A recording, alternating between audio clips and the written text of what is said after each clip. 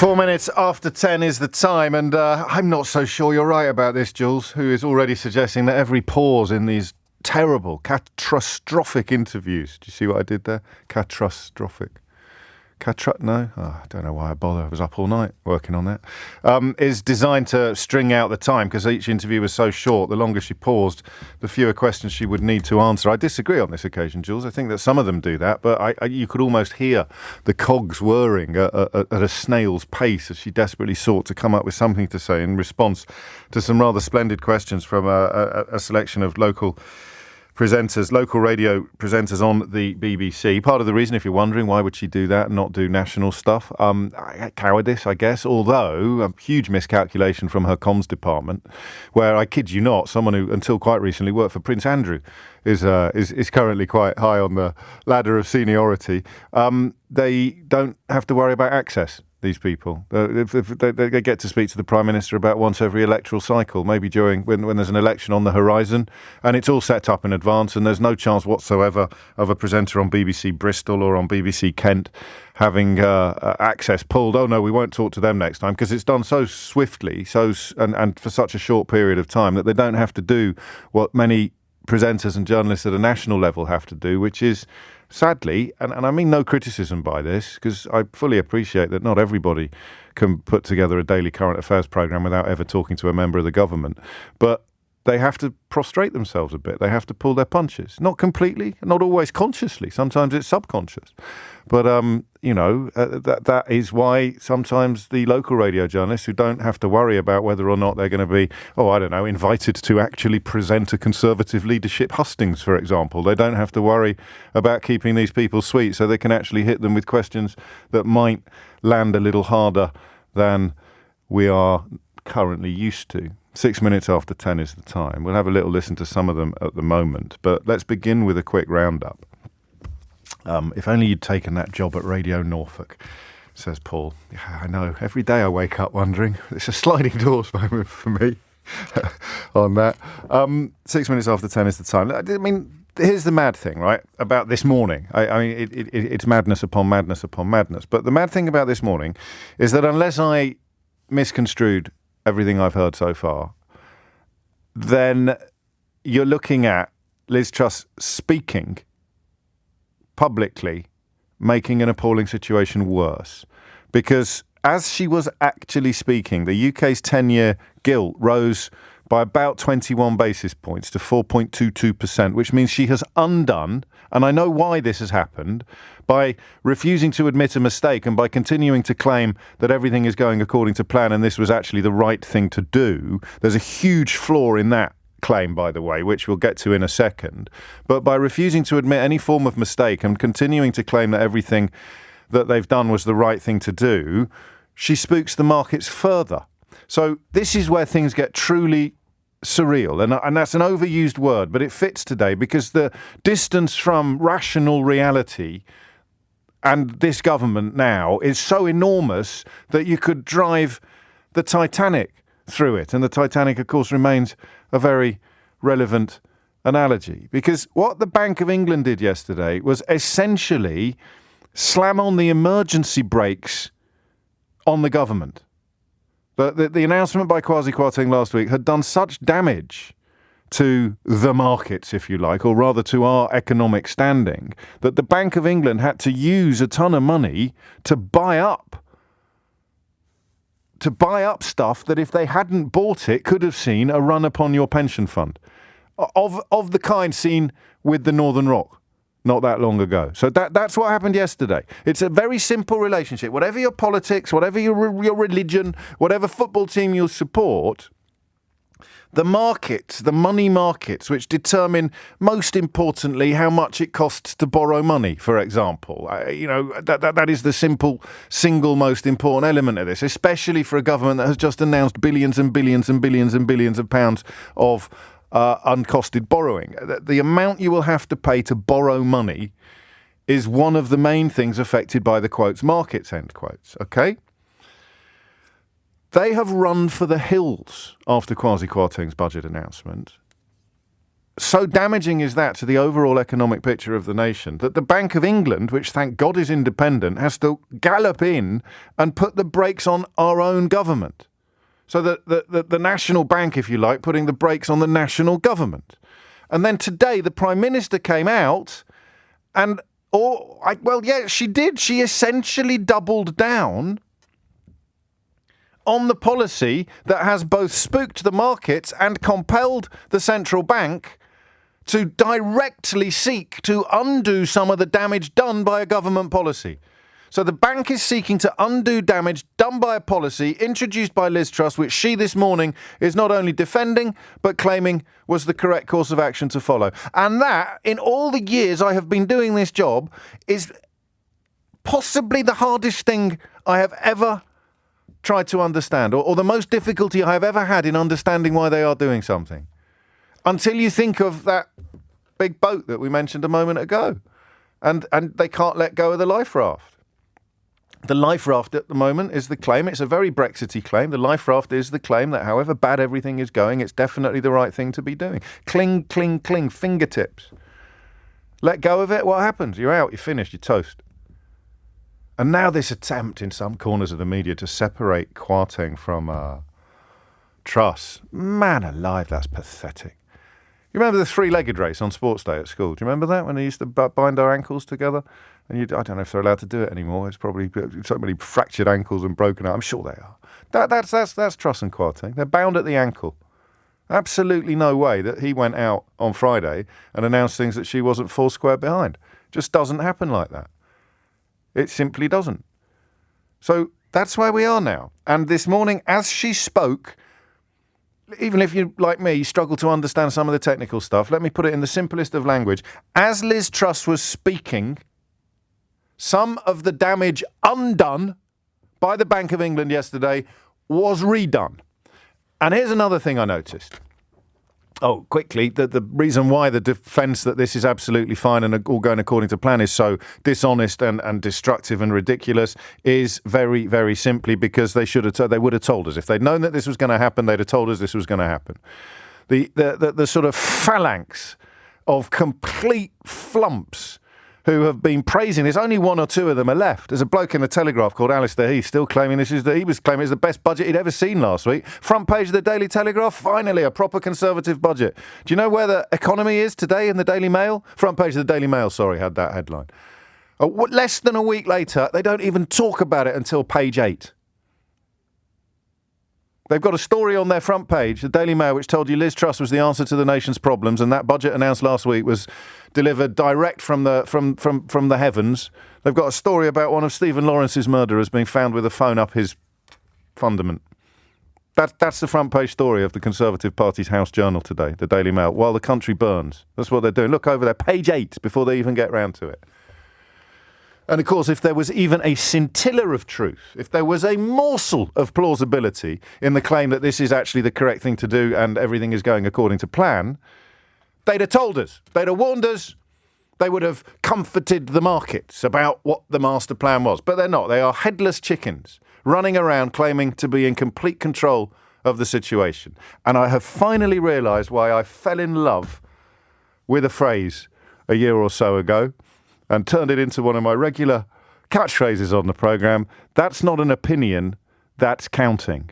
Because you can gaslight voters, you can gaslight media, you can sign up secretly funded lobby groups masquerading as think tanks to infiltrate every corner of the British media, selling your vampiric neoliberal agenda.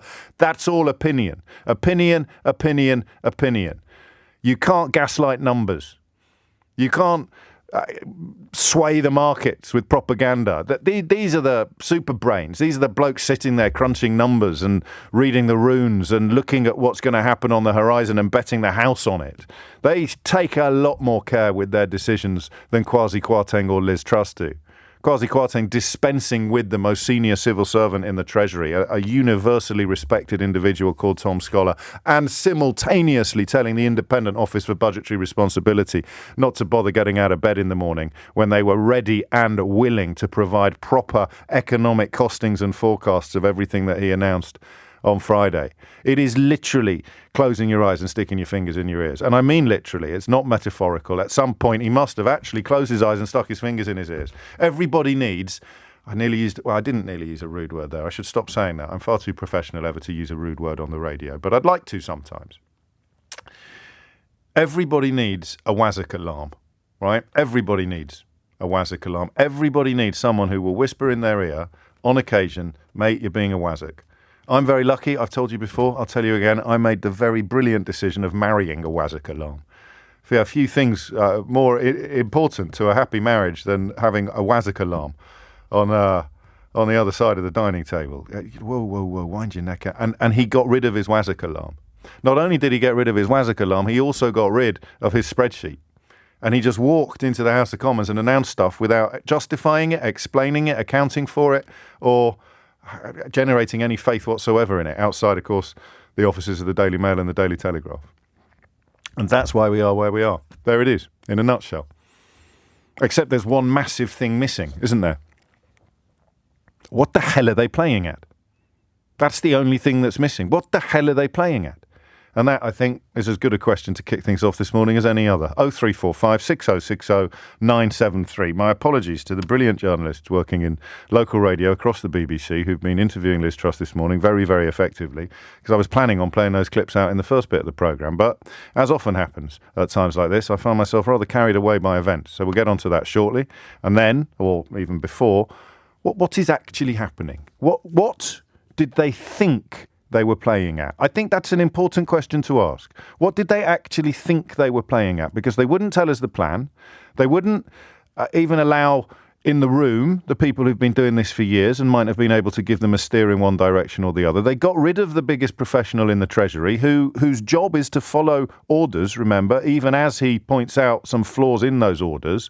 So that combination there across the last week of announcing something so appalling, so obviously appalling, watching the carnage that it has wreaked upon our economy, seeing the central bank step in to try to undo some of that carnage. 24 hours later, the Prime Minister appears on broadcast interviews actually reimposing some of that damage, resurrecting some of that damage, undoing some of the work that the Bank of England has done to assuage the situation by claiming that everything's going according to plan. So what do they think they are playing at? 0345 6060 973 is the number that you need. What do they think they are playing at? Not what do you think they're playing at? Although, actually, we'd probably let that one in as well. But what do they think? What do they think they were playing at? 0345 6060 973. It's 10:16. It doesn't get worse than this. I have actually paused. I haven't just carried on talking throughout that entire junction, and then Keith's just turned the dial back up and I'm picking up where I left off. You know, when we play the fade out, when we very occasionally pull the nuclear weapon of radio phone-ins out of the arsenal and fade out someone who's ranting interminably about Brexit or, I don't know, whatever the issue of the day may be. You always want to find out, if you turned it back up again 3 minutes later, would they still be there? Going, people like you are the reason why this country is... I don't know, but I promise you, I did pause and have a drink of tea and have a look around the studio, a bit of a stretch, all that kind of thing. I haven't just been talking into the ether while the lights were off, and now they are back on. But it doesn't really get any worse than this, I don't believe, because you have reality on one hand, a cold, hard, observable reality, and you have the government on the other hand. I mean, it's lazy to reach for North Korean parallels and things like that, but never before. I mean, it almost makes it look like entry-level lying, doesn't it, to claim that Boris Johnson got all the big calls right when he categorically didn't. But this is different because it's. I think it's so immediate. I think you're looking at what's happening to the markets and you're listening to the government speak at the same time. That they weren't claiming that Boris Johnson had got all the big calls right when we actually had one of the highest death tolls in the world, or when it was obvious that our lockdowns had come late, or when our death homes were turned into plague pits, our care homes were turned into plague pits. Care homes, death homes, crikey. It's a Freudian slip, isn't it? No one was claiming it then. They let the water flow through the town for a while before they started claiming that Boris Johnson had got all the big calls right. But this lot are denying reality, even as it bites them on the backside, even as it unfolds in front of them. Here's an example from BBC Stoke this morning, when a presenter called John Akers asked the Prime Minister about, I think we've got a longer version of this now. We've got a 1-minute version of the interview on BBC Stoke. No? Have we not got that? Okay. We'll try and get the 1-minute version of the interview from BBC Stoke ready for you, because when the Prime Minister was asked about mortgages that I felt perhaps the Prime Minister was at her weakest. Okay, we'll take the 35-second version then. It's also about how we grow the size of the pie so that everyone can benefit. By borrowing more and putting our mortgages up. We need to borrow more this winter for the energy crisis that we're facing. And I think that was the right thing to do. We're going to spend more in mortgage fees under what you've done based on the predictions than we would have saved with energy. I don't think anybody is arguing that we shouldn't have acted on energy. We're going to be doing this a lot today, aren't we? Let's have another listen to that and just focus on it. It was the one I wanted. Misreading my own notes on the clip length here, but I've got 5 clips. I'll probably have more by the end of the programme. I mean, it's just gentle questioning. It's none of the tub thumping or the desk slapping that some of us like to engage in. It's just there. It's all there. And she hasn't got a clue. I suppose I'm going to have another question added to the list today. We've got Mystery Hour at 12, so I imagine we'll be sticking with this all the way up until then. Is how did it come to this? What did they think was going to happen? And how did it come to this? Just have a listen here to the person that last week the Daily Mail were telling you was the answer to all the country's problems and the answer to your prayers. Last week, the right-wing media and the secretly funded think tanks were queuing up to claim that she was the absolute messiah. And here she is today. It's also about how we grow the size of the pie so that everyone can benefit. By borrowing more and putting our mortgages up. We need to borrow more this winter for the energy crisis that we're facing. And I think that was the right thing to do. We're going to spend more in mortgage fees under what you've done based on the predictions than we would have saved with energy. I don't think anybody is arguing that we shouldn't have acted on energy. I have to keep a very close ear on those silences. So does Keith, because if they reach a certain length, our emergency tape kicks in. Here is Anna Cookson, formerly of this parish, on BBC Kent. Carrie in Birchington says, what on earth were you thinking? The country was already in a state of recession. Another says, how can we ever trust the Conservatives with our economy again? And Lydia says, are you ashamed of what you've done? Are you? I think we have to remember what situation this country was facing. We were going into the winter with people expected to face fuel bills of up to £6,000, huge rates of inflation. And you've made it worse. But also slowing economic growth. And what we've done is we've taken action to make sure that from this weekend, people won't be paying a typical fuel bill of more than £2,500, not just this year, but also next year. But isn't that cancelled out by the fact that you're making inflation work with the measures that you have brought in on Friday in the mini budget? People are worried about their mortgages and they're tearing their hair out over their pensions. I've got so many messages, Liz. This will curb inflation by up to 5%. When? When? And of course, the forecast yesterday from, I think, Moody's, one of the credit agencies, that this is actually going to damage economic growth. It's actually going to put economic growth into reverse. So Kwasi Kwarteng and Liz Truss make a series of announcements designed to stimulate economic growth, and the markets say it's going to have the opposite effect. That's not an opinion, you see, that's counting. I like this lad on BBC Bristol. God, I'm getting old. How dare I call him a lad? He's a young fellow professional, but he's very fresh-faced. This is someone called James Hansen. From this weekend, the energy bill price guarantee comes in, so people will be facing no more than £2,500 for a typical energy bill. We've also taken action to reduce our tax burden and spur. Yeah, but Prime Minister, with respect, that is the same scripted answer you've given to every BBC local radio station this morning. Good work. And let's have a little listen to what happened when she was asked about fracking in Lancashire by Graham Liver. Let's talk about local consent right now.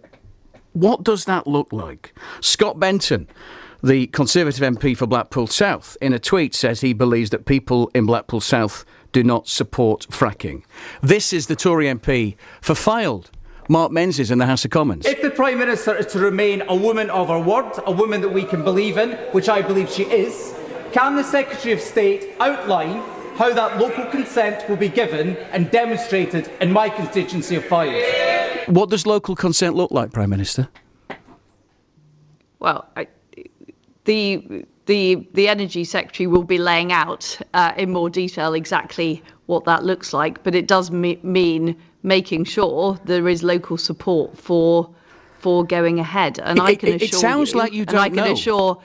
And I can assure Mark Menzies, well, there are various detailed issues to be worked through, but I can assure Mark Menzies that I will make sure there is local consent if we are to go ahead in any particular area with fracking. But your local MPs don't want it, all Conservative. In the past, the County Council have said they didn't want it, yet your government overturned it. The science hasn't changed. Why can't you tell us this morning there won't be a return to fracking in Lancashire?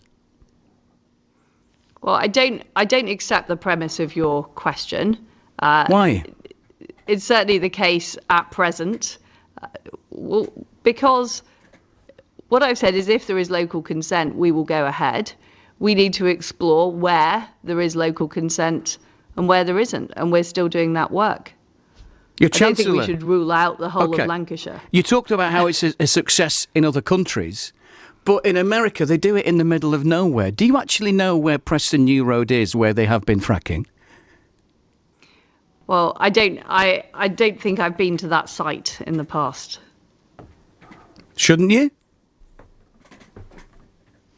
Well, as I've said, we will only go ahead with projects where there is local consent. I'm very, very clear about that. That was the closest, was it, Keith, you think, to the emergency tape, that little bit at the bit? Just play it again and we'll come out quite early. The little bit right at the beginning where you actually, if she doesn't make these weird noises like blip, blip, there's a very real chance you'd have heard Steve Allen's voice kicking in, talking about, I don't know, Katie Price's latest travails or something.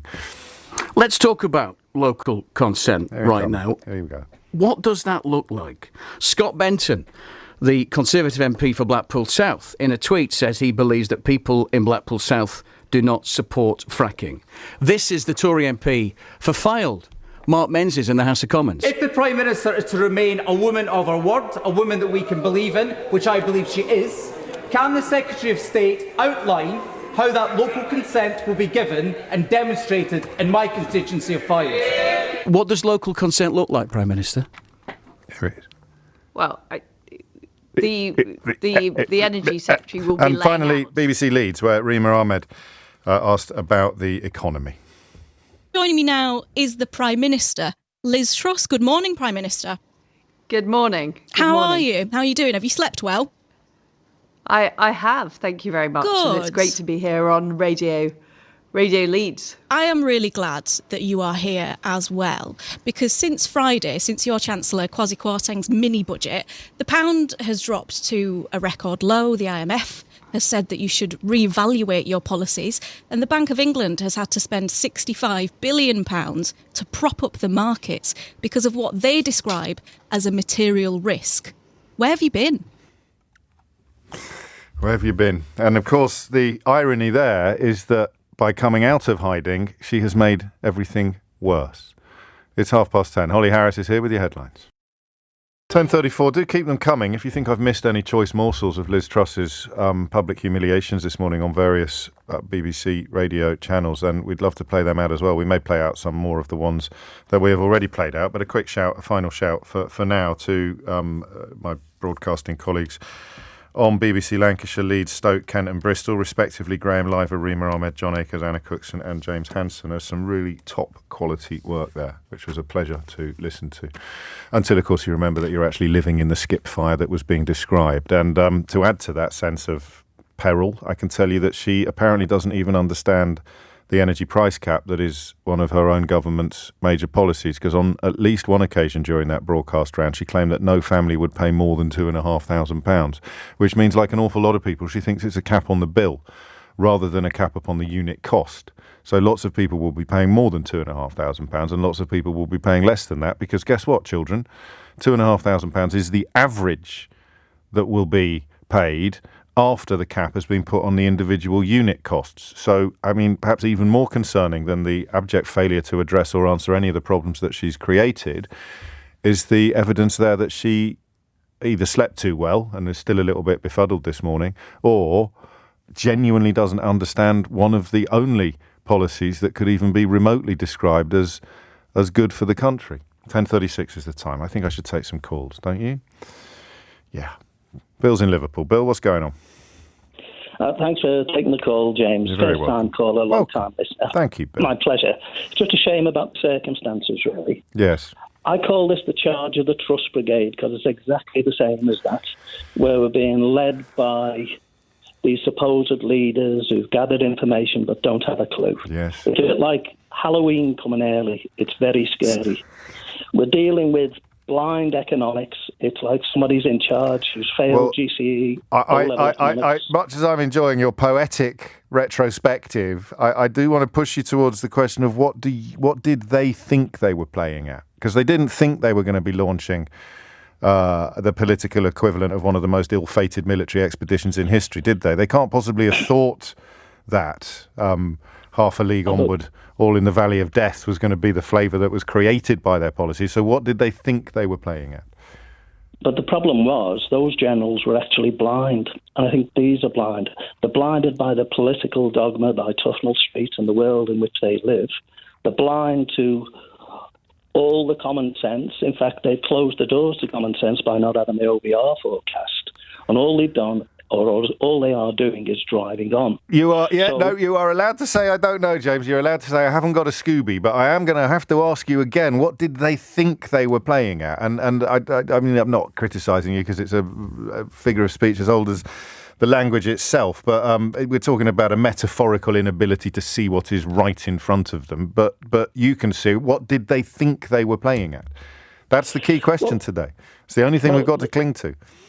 Well, the worst thing they thought they were doing is this trickle-down economics. Yes. In fact, it's clear that will not and cannot work because they gave the money to the richest and to boost the financial sector, yes, which they thought was going to triple all the money down. But the financial sector has already turned on them and said they're wrong. That's it, isn't it? That's the so here it is. This is what will happen. And the financial sector, as you say, to whom they gave nothing but good news on Friday, they showered them with even more money than they have already. They removed the cap on the bonuses that they can earn because you know and I know, Bill, that 200% of the annual salary is just chicken feed. It's nowhere near enough for these great masters of the universe presiding over the money markets. And then the money markets turned around and said, this is so absolutely appalling. Well, and the pound responded by hitting the lowest level it's ever hit before in its life. So then we moved to the second question. Why are they still sticking with it? Blindness. That's your lot. Thank you, Bill. 10:39. Chris is in Ormskirk. Not too far from Liverpool. Chris, what would you like to say? Hi, thanks for having me on. First time welcome. I've done this, but I feel so angry. Like you do, I agree with everything you say. We really are led by donkeys, and they don't care what they do to us. They really do not care. It's all to please the ERG and the right-wingers. They want to shrink the state. They don't care if we're left with nothing. And what do we do to get them out? We need a vote of no confidence, but we can't get it at the minute. What? So, I'm so angry. I can tell you, I know, and it is anger. I think that you have to guard against being angry all the time because it takes a huge toll on your mental health, but you have to absolutely get angry when only anger will do. And it you know, even if you weren't angry at the weekend, the fact that they're now doubling down, she's poked her head above the parapet for pretty much the first time since this was announced and essentially insisted that everything's going swimmingly and that this was all necessary and quite correct. I mean, I'm a fan of the homage to the ERG and the small state vampires and all the usual suspects. But it only works so far. They were not expecting this to happen. One of the IEA Herberts was saying, "Oh, the markets won't mind it at all. You know, even if we do make enormous borrowings." The way I distill it down, Chris, is through those interminable hustings where Rishi Sunak said repeatedly that you can't borrow your way out of inflation. He described it as a fairy tale. I mean, he was criticised for seeming a bit superior and a bit supercilious. Looking back, I think there was genuine and sincere incredulity in his tone about what he was having to deal with on that stage with this woman. I think he was genuinely going, I can't, but I mean, he got a little taste of what it was like to be a Remainer during the Brexit debate, when the person on the other side of the debate is saying things that the audience are loving, but which are complete codswallop. But no one was calling out the codswallop. So that's the bit I don't get. Yeah. Now that it's all gone so horribly wrong, why are we still here? Why are we still on the same road? I don't know. I really don't know. It's crazy. It's really gone pear-shaped since, before Brexit. And then Cummings. I mean, who elected him? Nobody. They just get away with murder, and it keeps happening. And they come on the telly and they just lie and lie and lie. And there must be a way out. There must. And these idiots must be out for generations, because they've ruined our kids' lives. I don't want to talk about Brexit because people say it's done, it's over, but they've ruined our kids' lives. Single market, Erasmus, opportunities to work abroad. We're left with nothing, and still they get away with it. And then Cameron started all the rubbish. He walks off into the sunset. He's still got his millions, and every one of them is the same. Johnson, I can't imagine that he'll get anything will happen about all the terrible things he did, all the lies he told. They're worried about that, actually. The forelock tuggers and the cap doffers are desperately worried that Johnson is actually going to get his fingers. Do you think? I really hope he does. I really hope he does. The number of deaths we had from COVID because of wrong decisions, it just beggars belief, and I just worn out, really. Millions of people are. We need them out ASAP. You've had you've had that bubbling up for a while, haven't you, Chris? Do you know what? I shout at sometimes I can't watch the news anymore. I really can't. I put Chris Moyles on this morning on Radio X. There was a lovely lady in Dewsbury who won tickets for Arctic Monkeys. It was one of the loveliest things I've heard on the radio in years. I couldn't face any more news this morning. Yeah, that's true. Yeah, I mean, life is good. Don't get me wrong. Exactly. But it's always those at the bottom that get. What can I say? Well, those at the top are laughing. They get away with everything. Mortgage increases won't affect them. Oh, they will, actually. I mean, not the very, very top, but there's going to be an awful lot of people living in very big houses who are absolutely worried about losing it, just as much as people in much smaller houses are worried about losing theirs. And we can almost process it if you can chalk it all up as greed, or you can see where the dots join, or you can see the lines in the... But this is just so awful. It's the city. It's the city that's turned on them. When they start trying to claim that the bankers and the plutocrats that they just serviced effectively on Friday, they're somehow to blame for the reaction to it. We're beyond silly now. We're in new. They just lie. Yes. They just lie. That's it. They just lie. And we need change. We need big change. I hate to use the R word, but we need big change. What's the R word? Revolution. Yeah. Sorry, you didn't want to use it. I was just worried to talk. You're talking about a revolution. There you go. Thank you, Chris. And I hope you enjoyed that. Did you enjoy that? Because it was your debut. You sounded a little surprised at the beginning to find yourself on national radio. Really surprised, because I often think I'll never get through. I won't even try. But hey-ho, I did. There's a lesson for everybody there. Cometh the hour, cometh the Chris. 11:15 is the time. And if you don't get through at first, then just hit redial. Like 2 or 3 minutes later. It works during the other 14 hours of the week as effectively as it can work during Miss Jan. Touching a lot of nerves there, Chris. Speaking for an awful lot of people when you speak of the exhaustion, just sense of fatigue or being overwhelmed by it. Steve Bannon talked about this. He called it flooding the zone, I think, so that there's so much awfulness going on that you can't really focus on any of it. But that was a deliberate ploy that Donald Trump, I think, arguably effected rather well. This is not a deliberate ploy. They were not expecting this to happen, which is why Chris is quite right to use the word lie to describe their claims that everything's going according to plan. If everything was going according to plan, why didn't they tell us this was the plan? 10:49 is the time. What did they think they were playing at? They certainly didn't expect this to happen. So why has it all gone so wrong? And then perhaps as we head to the second hour of the programme, we might nudge towards the future. What happens next? How does this play out? How does this unfold? 0345 6060 973. Jake's in Manchester. Jake, what would you like to say? Morning, James. Nice to be on. First time caller. So I'm a bit nervous. Everyone's saying that this morning. It's like an echo. Oh, don't be. It's only me. It's only me. What do you want to say, mate? Only you in the nation. First thing is that I think that they were just relying on the IEA that they'd obviously been consulting during the leadership campaign, and they just thought that they had worked out all the numbers for them, and they just took their word as gospel and blindly trusted them, and clearly thought that anyone in civil service who was saying no to this was just pulling the Humphrey Appleby and trying to stall them. I think you're probably right, aren't you? Actually, just the simple idea that they've swallowed the Kool-Aid so completely, and I think the man who runs the institute, the so-called Institute of Economic Affairs, has said that Liz Truss has appeared at their events more than any other politician ever. So there's no conspiracy theory here. It's not just the civil servants, of course, that they elected to ignore. They also ignored the banks, the Bank of England, the IMF, now the credit rating agencies. So that's the bit that I struggle to fully grasp. How could they put so much faith in a few crackpots and Herberts while completely ignoring people who've dedicated their entire lives to working with the numbers rather than the opinions? I think for economic gain, personally, but that's just my opinion. I can't say economic gain for whoever it is that funds these outfits. Not for anybody else. I do also have a proposal for how she can grow the pie and how things should go. Looking forward, if you'll indulge me. Yeah, of course I will. Yeah.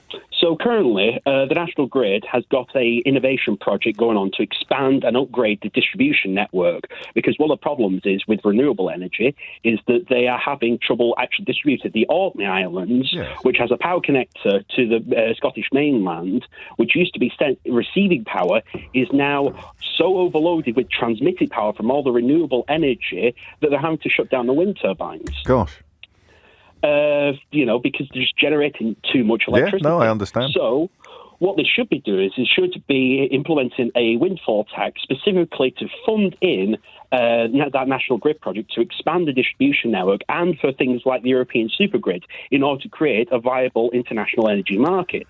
And what it can do to incentivise the energy generators is to go for this tax is to say, look, we're going to channel these funds into this green renewable generation, stuff like that. And any green renewables generation you install after 2023, you can have a reduced tax or even no tax at all as an incentive. When did you think this one up? I work in the energy I thought industry. you might. I mean, and that, of course, there's something quite clever about the simple relationship between a windfall tax and targeted spending. You say we're taking the money and we're using it for this. It doesn't go into that amorphous pot of public cash from which it's impossible to, separate. Sources. You literally say we're taxing you to make the energy distribution system. You should sort of think they should really be paying for themselves, but they haven't. They've given it to shareholders instead. So we'll stick a windfall tax on that, and the government will pay for the infrastructure improvements that the industry needs, that the people need, that the population needs. Yeah. What did you think of Keir Starmer's big green pronouncement on Tuesday? Unfortunately, I didn't miss that. But the idea of having a big green energy company that's actually nationalised, it's not a million miles away from what you're suggesting. No, it's not. I think having a something like that could possibly work. I mean, I don't know too much about it. But you've put all your effort. The applications of energy generation rather than like the finances. You've put all your efforts into coming up with that rather splendid scheme, which I shall remember that. And I didn't know. I mean, the idea that it's producing too much energy, it's almost like the bath is overflowing, right? I've understood you correctly, Jake. It's like the bath is overflowing and we should have a system in place to funnel off some of that water, where obviously water is the energy and the bath is the Orkney Islands. Yeah, like the Arnold is one example. I mean, GE have just installed some massive new wind turbines. These are like some of the best-in-class huge ones off the coast of Scotland. Right. Because they're already existing projects. They could just funnel this money from a windfall tax on the energy generation from the currently generating all these profits for the energy companies and funneling into already existing projects to accelerate the timeline. I understand. Yeah. I was just checking with the bathtub analogy that I'd understood the first bit, but the second bit of it, of course, is linked to the fact that not that long ago, certainly when I was alive, the amount of money that companies would reinvest into infrastructure and investment and research and development absolutely dwarfs the amount of money that they do so now. Just look at the water companies. Don't even look at energy. Look at water for evidence of what happens when you just suck as much as cash as you can out of a company instead of spending those profits on improving the service or improving the infrastructure or keeping shocking amounts of sewage out of our waterways. Jake, what a debut. In fact, every caller today every caller is a first-time caller. 10:55 is the time. Phil's in Grimsby. Phil, what would you like to say? Hi there, James. Thanks for speaking to us. I always think people should say that at the end of the conversation because they might not feel it by the time we get to goodbye. But I'm grateful for the sentiments. What did you want to say? Well, I was going to try and answer your question as to what did they think they were doing. Yes, it's a pretty tough one to be fair, but isn't it? I mean, they knew what they were doing. They've only ever done one thing, and that's look after the rich. Yes. They thought they were going to get away with it, the same way they've got away with everything else over the last few years.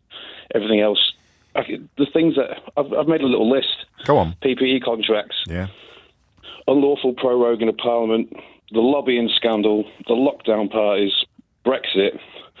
I mean, it's unbelievable that they could survive through all those things. They just thought they could get away with the next thing. You missed out Owen Paterson and, of course, the attempts now to get Boris Johnson off a hook of his own making because they don't like the idea of having to face the consequences of their own actions. But something's gone wrong there because those are quite easy lies.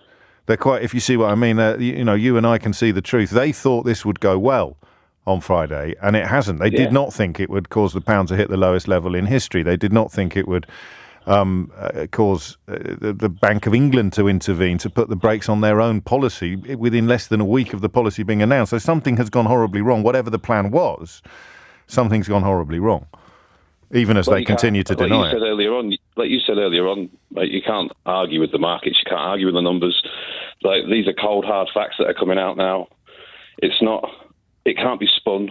There's still a few people I see out there on Twitter today, but this can't be spun. These are facts. You can't argue these, and it just remains to be seen what they do with Liz, what they do with Kwasi. I mean, I honestly, I'm speechless this morning. I don't even know why I tried. Just angry. No, well, I think sometimes we can articulate feelings without necessarily having found the right words. But I think that's the first time anyone's ever said I'm speechless. I don't know why I've rung in. I think that's a real moment of beauty in the history of my presenting career. God, that's funny. I know exactly what you mean, though. Sometimes you sort of think you've got all your ducks in a row, and then your levels of anger reach such a degree that, I'll go to the travel news or something. or play a clip. People are defending it, not just on Twitter. Alistair Heath in the Daily Telegraph. Liz Truss must hold her nerve. Her economic plans are exactly right. Are exactly the right ones to grow a real economy. And you just sort of think, at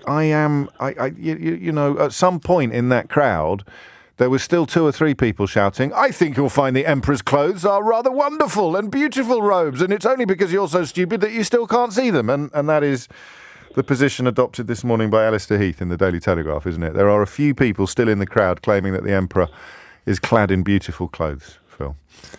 Yeah, well, they couldn't have come at a worse time. I think Keir Starmer had a strong performance this week. I just think they'll have to react, and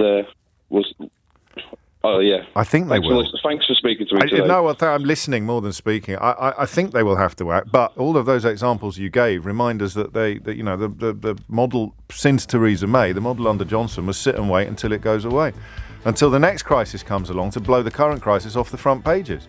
And I used to think that was simplistic or even perhaps a bit facile, but it really wasn't. It was just that list that Phil just did. He jotted it down. Off the top of my head, I could stick a couple of other things on it, but he'd forgotten, all of which would have ended normal political careers. So what Johnson did, and this is quite an interesting thought, I think, what Johnson did is absolutely trash the concept of a resignation issue. We all used to have a relatively clear idea of what a resignation issue was, and Amber Rudd was probably the last example. Priti Patel, of course, who was forced to resign, but he's killed the resignation issue along with so much else. It is 3 minutes after 11. I'm making a list. So you can tell things are bad when I start making a list. Making a list of all the people that Liz Truss and Kwasi Kwarteng, all the people and or institutions of all the that Kwasi Kwarteng and Liz Truss are currently ignoring. So you've got the Bank of England, who had to act in order to put the brakes upon their policy catastrophe yesterday, although Liz Truss has already undone some of the repairs that were undertaken by insisting that they weren't necessary, or essentially by insisting that the thing that caused the need for repairs was the right thing to do. You've got the credit agencies, you've got the IMF, almost unprecedentedly, in fact possibly unprecedentedly for a G7 country, an IMF breaking glass to ring the alarm bell. Bank of England, IMF, credit agencies. You've got Mark Carney, the former Governor of the Bank of England, yesterday as well. Yeah, and of course we had Danny Blanchflower on the government on the programme, a former member of the Monetary Policy Committee. But they've also ignored the civil service. Chiefly, they fired Tom Scholar, the head civil servant in the Treasury, who I'm yet to see anyone have a bad word to say. So do feel free to add to this list. The Bank of England, the IMF, the credit agencies, the civil service, Mark Carney, Danny Blanchflower. There's so much individuals, although I think this individual, or there is one individual, of course, who warned against this in the most strenuous of terms. And then on the other side of the list, you've got Nigel Farage, who said it was the best budget since 1986. And some bloke in the Telegraph, who, I just check because I'm silly like this, a bloke in the Telegraph who actually won the IEA's Free Enterprise Award previously and spoke at the IEA's 60th anniversary gala. So even when they don't actually work for the IEA, the so-called Institute of Economic Affairs, they are in bed with them. So this chap, Alistair Heath, who writes today, Liz Truss must hold her nerve as the world tips into a calamitous recession. He spoke at the IEA's 60th anniversary gala and is a previous winner of their Free Enterprise Award. Who sort of funds all these awards and all of these individuals, and most importantly, of course, all of these people who keep popping up, because the Daily Mail's got a full page today by someone who's the head of research at the Institute of Economic Affairs, because they obviously also struggle to find anybody whose funding is transparent who was prepared to defend this budget. But here we are, that's 6 minutes after 11. So we've got Nigel Farage and the secretly funded think tanks.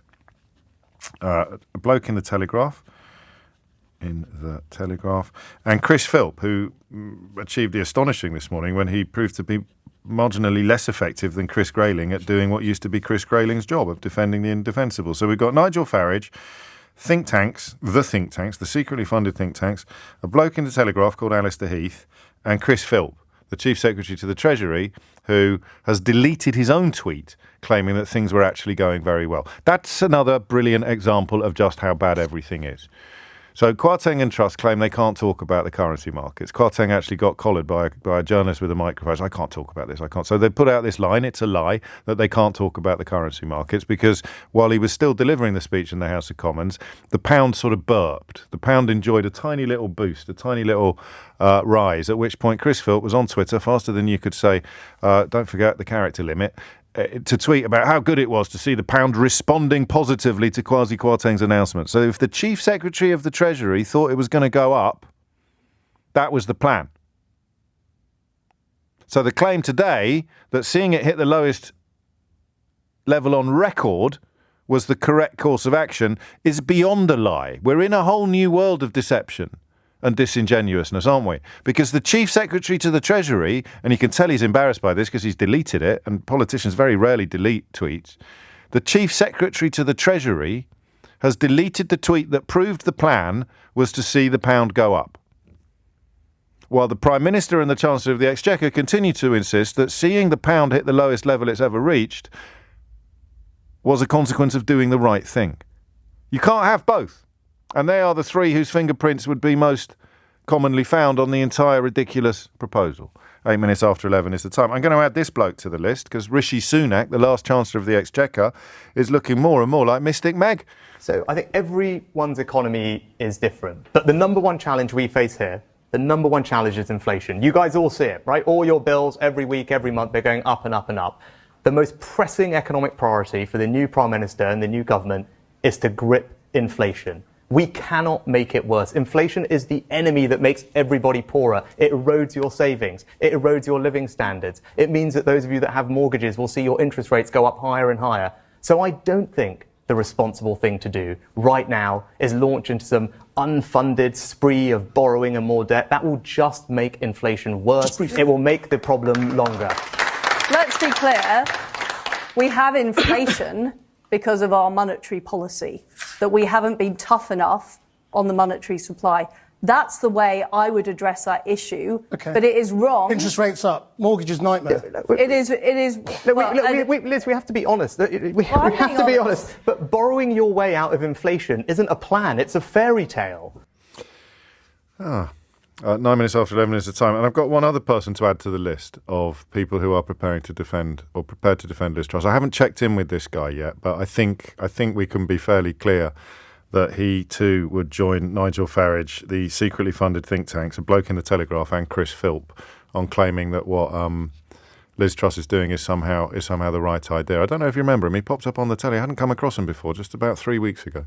Let's look at two different opinions in the papers this morning. You have a columnist, Matthew Syed, who's basically predicting that it's going to be a nightmare and that the leadership contest has been out of touch with the country. But Janet Daly in the Telegraph says, look, actually, Liz Truss is stronger than you think. If she gets cracking, gets out there, she might be able play to... Janet. I think, the haters will say that you've had 12 years of the Tories and that we're sort of at the dregs of what they've got available and that Liz Truss is sort of like the backwash of the available MPs. I wouldn't say that because I'm incredibly right-wing, but some people might say that. But the consensus, though, in politics is often wrong, right? Yeah. I mean, it's often wrong, and we often don't know what is going to pan out. Yeah. Well, as Liz said there, she said it would be wrong to predict the future, even though loads of people have predicted that we're going to have real issues with paying our energy bills. But, I think she's right to just sort of basically say, well, let's not predict and see what happens next week. I think she did the right thing there. I said it at the time that Joe Lycett's satirical support for Liz Truss there was actually brilliant, not just because it was very funny, but because it actually blew the lid off what genuine support for her looks like. Utterly cultish, utterly delusional, and utterly wrong, as events have once again proved. And speaking of events proving things, having just double-checked whether the bloke in the Telegraph defending Liz Truss had any links with these secretly funded think tanks and finding out that he actually won an award and spoke at their 60th anniversary dinner, I've just discovered that Chris Philp published, and my thanks to everyone who sent me this, I've got the best listeners in the world, as I sometimes forget to remind you. Chris Philp actually published a pamphlet for the Taxpayers Alliance in 2013 calling for, I think, people in receipt of unemployment benefit to sort of go out and work in return for their benefits. I can't be bothered to read it, to be honest with you, but the title of it was Work for the Dole. New report calls for work for the dole. So another secretly funded so-called think tank there with Chris Philp, now Chief Secretary to the Treasury, on their website as a former contributor, a former author of reports. So that's it. It's Joe Lycett then. Joe Lycett, brackets, but he was taking the mickey, close brackets, is the final addition to the list of people defending Liz Truss and Kwasi Kwarteng. The list of those criticising them currently includes the Bank of England, the IMF, the credit agencies, the civil service, Mark Carney, Danny Blanchflower and Rishi Sunak, who I misdescribed a moment ago as the last Chancellor. How could anyone forget Nadeem Zahawi's tenure in that job? Honestly, it's going to be a pub quiz question that in years to come. But Nadeem Zahawi was a Chancellor for a few weeks, wasn't he, as well? 12 after 11 is the time. Jas is in Hitchin. Jas, what would you like to say? James, I think you missed one person on that list that has told the government that they shouldn't do this, and that's clearly yourself. You're the only person. I'm not blowing or massaging your ego. Nobody cares about what I have to say. But also, not on this, mate. I could have warned you about the direction of traffic, but I thought the giving me a ton of money last Friday as a high-rate taxpayer was disgusting and ridiculous, but I didn't foresee what happened subsequently to the pound. So on this one occasion, I'm going to reject politely or I told you so invitation, Jazz, but thank you. No, but you're the only person that's talked common sense in the last 6 years, in my humble opinion. Very anyway, kind. Thank I've you. also got fairly broad shoulders with the job that I do, and I also, I was a bit like taken back when I saw and heard what was being done last week, and I've always felt that people like ourselves should share the burden a lot more. You asked one of your callers earlier, what's the analogy? What was they thinking? The analogy, the only thing I can come up with, James, is that, it's just like Putin. When he was going into Ukraine, he thought he'd be welcomed with open arms. Crikey. There'll be flag bearers, and, the Ukrainians would say, yeah, we want Russia, blah, blah, blah. And we know that's the last thing that's happened. And likewise, and if not that, then they would crush the opposition so quickly that the whole adventure would be done and dusted by the end of the first weekend. I think that's a matter of record. Zelensky was. They were hoping Zelensky would leave the country, and the country would collapse. And he stood his ground, rightly so. And here now, they were expecting the markets to welcome it with open arms, and the institutions to say, yeah, this is really good. The economy is definitely going to grow.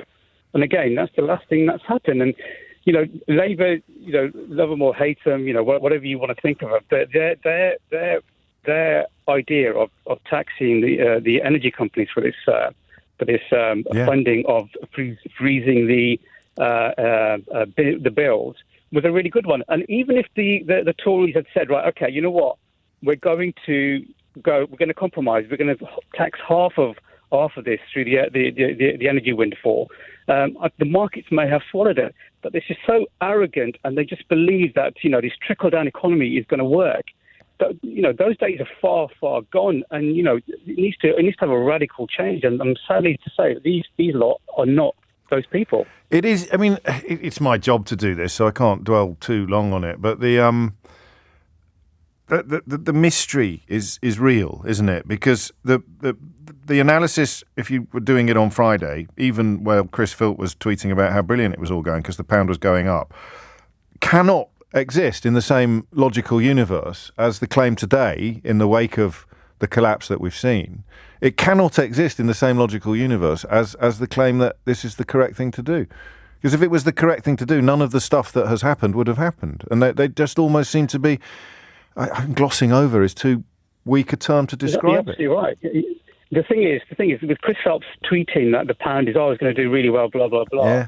It just shows that that was what they were using as a means of saying this is successful. Yes, exactly. So instead of saying, you know what, we've got it wrong, they're doubling down, as this government has done in the last 6-7 years, whether it was Partygate, Brexit, all the other shenanigans that have gone on. They double down and just, honesty just simply doesn't exist with these lot. It simply doesn't. And therefore, instead of all they're doing is protecting their egos as opposed to protecting the poor and those who are struggling with the current crisis. I think that the ego is definitely part of it. In the Freudian sense, it's their sense of self that's under attack, or it's a fear of shame and humiliation that prompts them to double down on what is clearly an epic error. Jas, thank you. That's a great call. Quick text here. You can add the National Trust, the RSPB and the Wildlife Trust to those opposing Truss's plans because of the threats to environmental and wildlife protections. It's unsigned, that text, but, I'm going to tell you something. You may or may not be aware of this, and you may think that I'm obsessed with these secretly funded lobby groups masquerading as think tanks. But the National Trust, like this weird group set up to attack the National Trust, the one that sort of it's called Restore Trust. They hate the idea of too much history being displayed in National Trust properties because it provides a little bit too much information about perhaps where the money came from originally to build that house, which will almost always involve sugar plantations and slavery. So there's an outfit called Restore National Trust, which is claiming to represent thousands of ordinary members. It's funded by donations, but says it's under no legal or moral obligation to publish its accounts. Does that sound familiar? Because you automatically start wondering, oh, well, if it's not publishing its accounts, how do we know where these donations are coming from to fund it?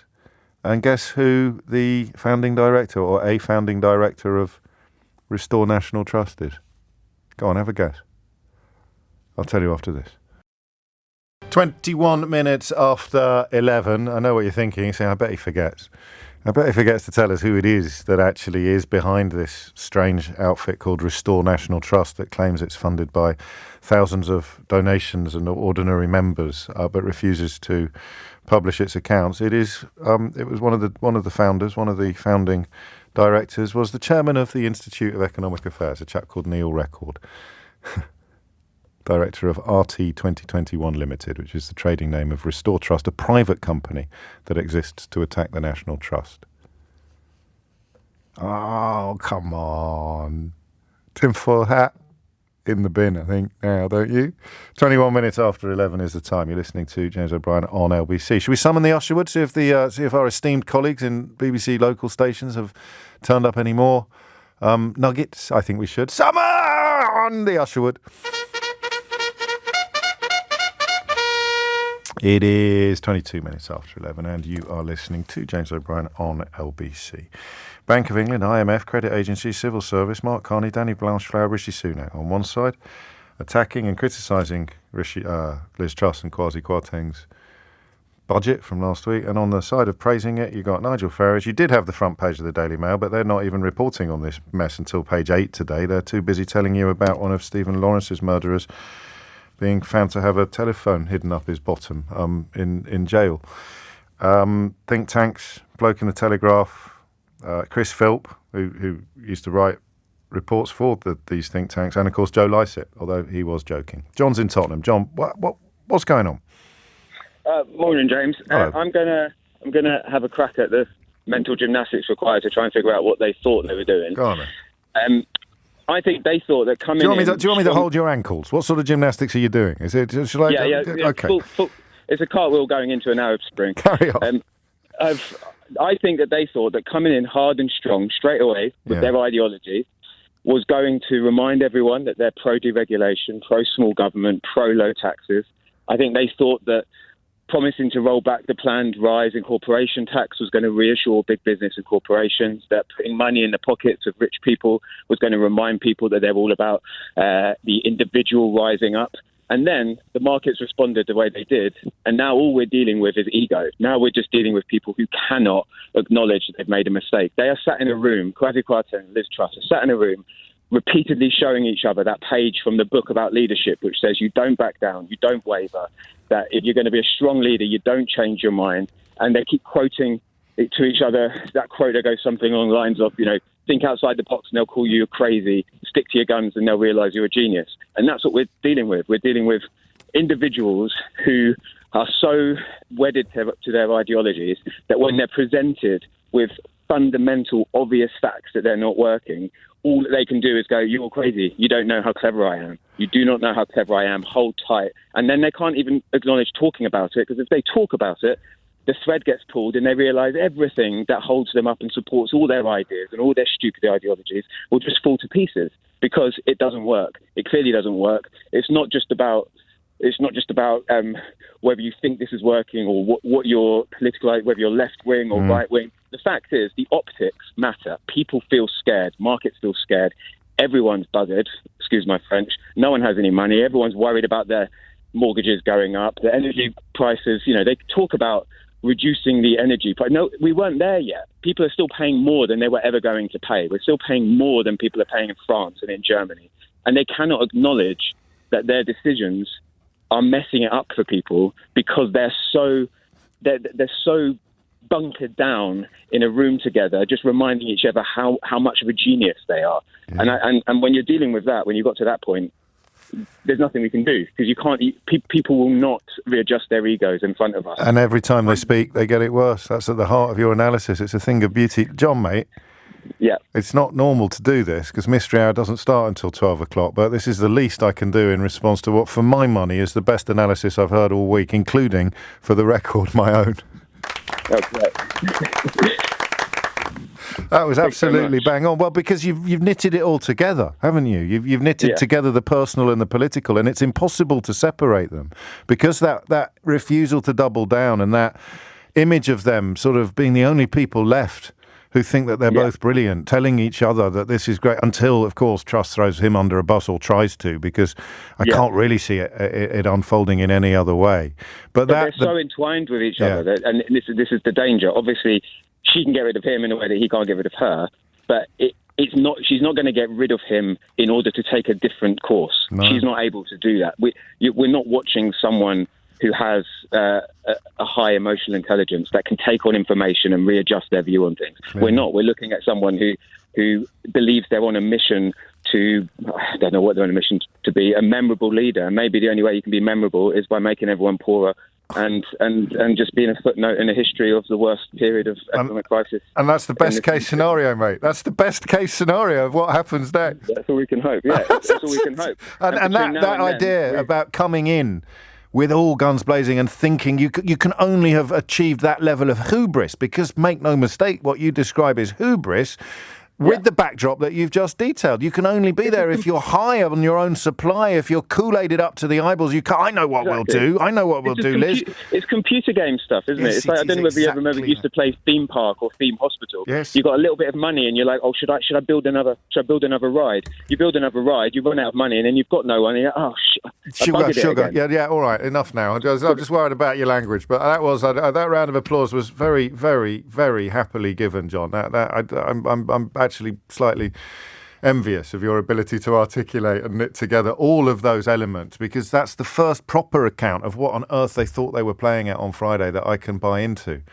That's why we don't need to hear from the OBR. We don't need to hear from Tom Scholar. We don't need to hear from the civil service. I don't care what the Bank of England thinks. The IMF can take a running jump. We believe that this is going to work. I believe that this is going to work. And that is what pushed them into, epically hubristic territory, if you like your theories of tragedy to have an Aristotelian flavour. Theo Usherwood is here. Should we squeeze it in before the news, or should we kick off with it after the half past? Your decision, James. It's your show. Well, I want you to have a proper amount of space, which means I'm going to have to squeeze Sean in Mill Hill into the remaining part of this section. Sean, what would you like to say? Just a quick one. Yes, good. First of all, the thing is that, James, yes, if you got Crimea and you got away with it, now you are starting thinking, what else can I take? It's exactly the same. There's no plan. There's nothing. They thought they'll get away with it because they got away with Brexit. Because the list it's a never-ending list. Yes, I can repeat. They got away with it. They got away with it. That is what. I mean, it's simple. Not overthinking. Not overcomplicated. God, you might, but I think, they're inextricably intertwined, and there would be no financial crisis this week without Brexit, and that's a given. And they are identical in some ways, and the people cheering them along are exactly the same people, although some of the maddest Brexiters have actually stayed very silent about the latest excitements, including in the Conservative Party. But Brexit, I don't know if the criticism I was about to bring to the table would work because of what John just told us in Tottenham a moment ago, because it is an ideological commitment to something that is crackers. And the last time we were ideologically committed to the thing that all those pesky experts said was crackers, we won. We won an actual referendum, so it can't be crackers at all because we won the referendum, get over it. But it was crackers, and it's still crackers, and it will always be crackers because they're crackers. And exactly. You're absolutely right. No, you're absolutely right. They're going to come back and say, well, James, we did this because we wanted you to cry. We enjoy you crying. We haven't got to that stage. We got there on Friday. There's a ridiculous woman. Theo will know her name. She's the head of the Conservatives on the Greater London Assembly. Susan Hall. Susan Hall tweeted something along the lines of, I don't understand any of this, but James O'Brien is upset, so it must be good. So actually Sean is not, and that's not just some random troll on Twitter. Well, I suppose it is a random troll on Twitter, who is also the leader of the Conservatives on the Greater London Assembly. But you think he's exaggerating. Oh, I love it because it's made James O'Brien cry. The leader of the Conservative group on the Greater London Assembly actually tweeted that. I wonder if she's still loving it. Holly Harris is here with the headlines. It is 11:34. Theo Usherwood is here. Because Number 10 is still sticking to their line that they have the right plan in place. They're not budging from it at the moment after that hour-long, 8 successive interviews, 5 minutes each with local radio stations, the length and breadth of England. One that you missed off, my fault probably for not providing it, James, was BBC Radio Nottingham. What are you blaming yourself for? It's ridiculous. You're one of the hardest working men in the building. It's going to benefit far greater those who are very, very well off. If you make $1 million, you're going to benefit 55 grand a year from the tax cuts. On 20k, like a teaching assistant or a nurse, £157. A couple of people have said to me here in Nottingham, this is like a reverse Robin Hood. That simply isn't true. Which By bit of far it? the biggest part Which of the bit of mini... it? Well... That the tax cuts are disproportionately benefiting the wealthiest. The biggest part of the package that we announced is the support on energy bills. It was Sarah Julian, the presenter, asking the question. This is unsustainable. I know you're not allowed to express opinions, but it's as if every time she opens her mouth, everything gets worse. And you say what you like about Boris Johnson, who was morally much more corrupt than Liz Truss, and politically, I guess, much more dangerous. But at least he could talk his way out of trouble. I don't mean that as a compliment. I think it was a disaster, just two disasters of very different flavour. But every time she opens her mouth, the situation gets worse, not better. And these people have done some brilliant journalism. Sheila Fogarty pointing out how ridiculous, patronising, even perhaps condescending it is to be surprised by the quality of the reporting that has come from the regions today, or indeed of thinking that they wouldn't be able to interview a Prime Minister during a crisis. They do every day what we do every day, just on a slightly different shaped pitch. Yes, and they don't necessarily have to go back, James. So they've got the access. This is a really special moment for each of those presenters, and they just used it. So there's a tension for a certain type of presenter at the moment, in that you need to keep access to these people, but if you're of a certain age, then now it looks like your pensions might be under threat. So you might even find it within yourself to get quite angry with representatives of the government, even though you're worried about losing your invitations to all their parties and keeping access for your guest roster on your programme, because your pension, which is probably even more important than your position of influence with the Conservative, but your pension is under threat now. So I'm going, do you know what, I might go in quite hard on a Tory today for the first time ever.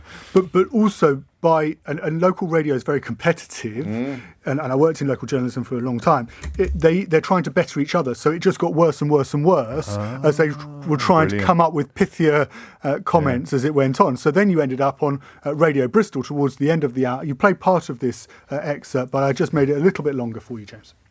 I mean, it's hard to know what has fallen more since you entered Downing Street, the value of the pound or the Tory poll rating. But on a serious note, no one can deny you entered Downing Street with a difficult job on your hands, but you've made the situation worse so far, haven't you?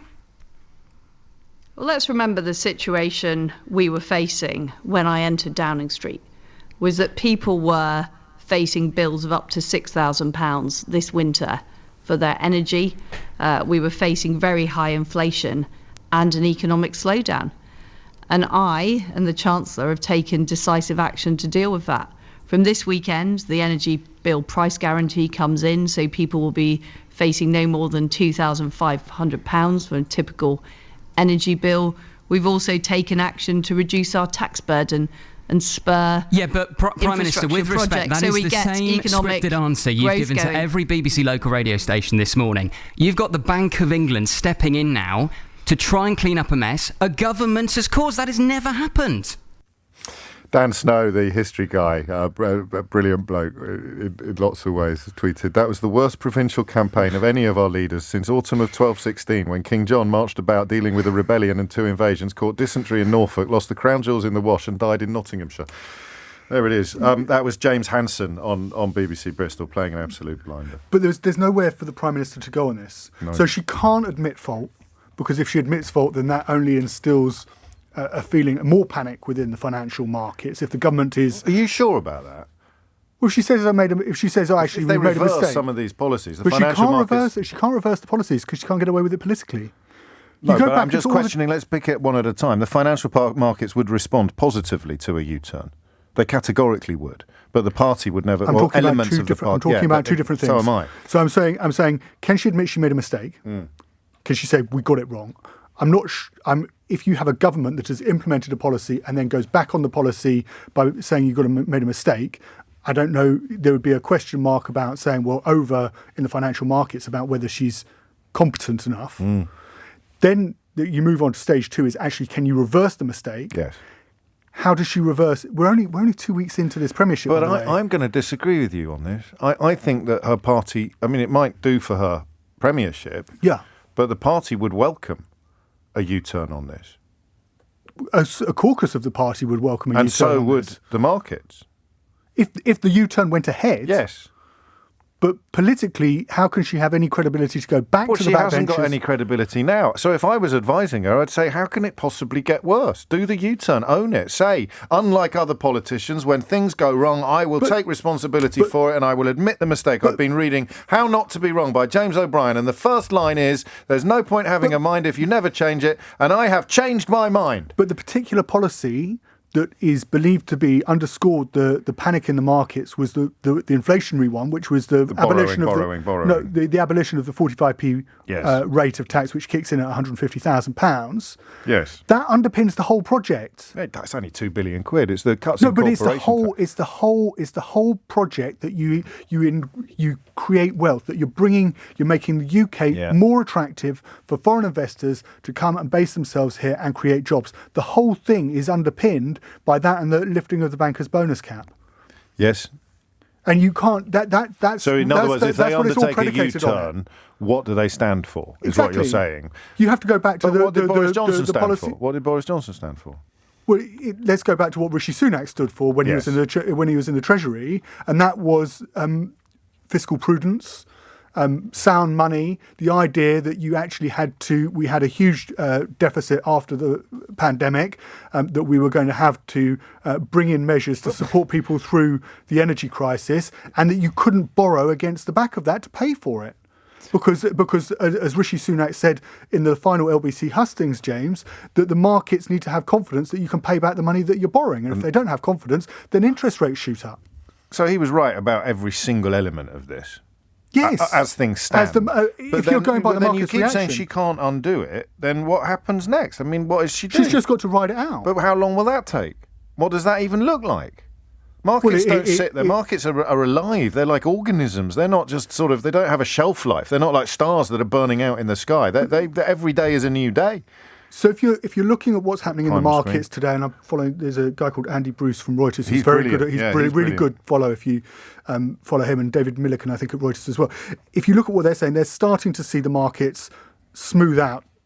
Things starting to get not back to normal by any stretch, but they're steadying a bit. They accommodate the new status quo, which is considerably worse than the previous status quo, but they still have to have some semblance of stability for the most obvious. And then you get to the medium term, and then you get to the medium term for fiscal statement on November the 23rd. Yeah. And whereas Kwasi Kwarteng on Sunday was suggesting that we could see further tax cuts within what was actually going to be a budget to start off with in November, you're not going to necessarily see those tax cuts implemented in November. Spending cuts, though, they have to find this money from somewhere.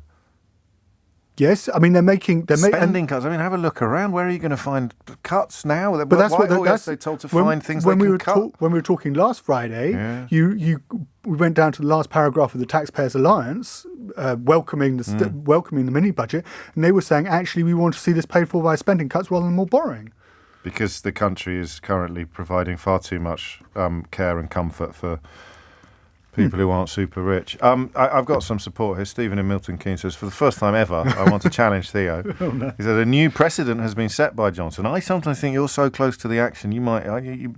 What was... The precedent is that Truss can say she got it wrong and everyone will just move on.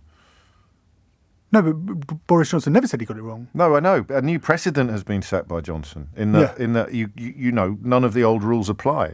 None of the old rules apply. And so saying I made a terrible mistake, I'm so sorry, I'm going to fix it, it would actually wash now in this sort of post-truth era, post-consequence era.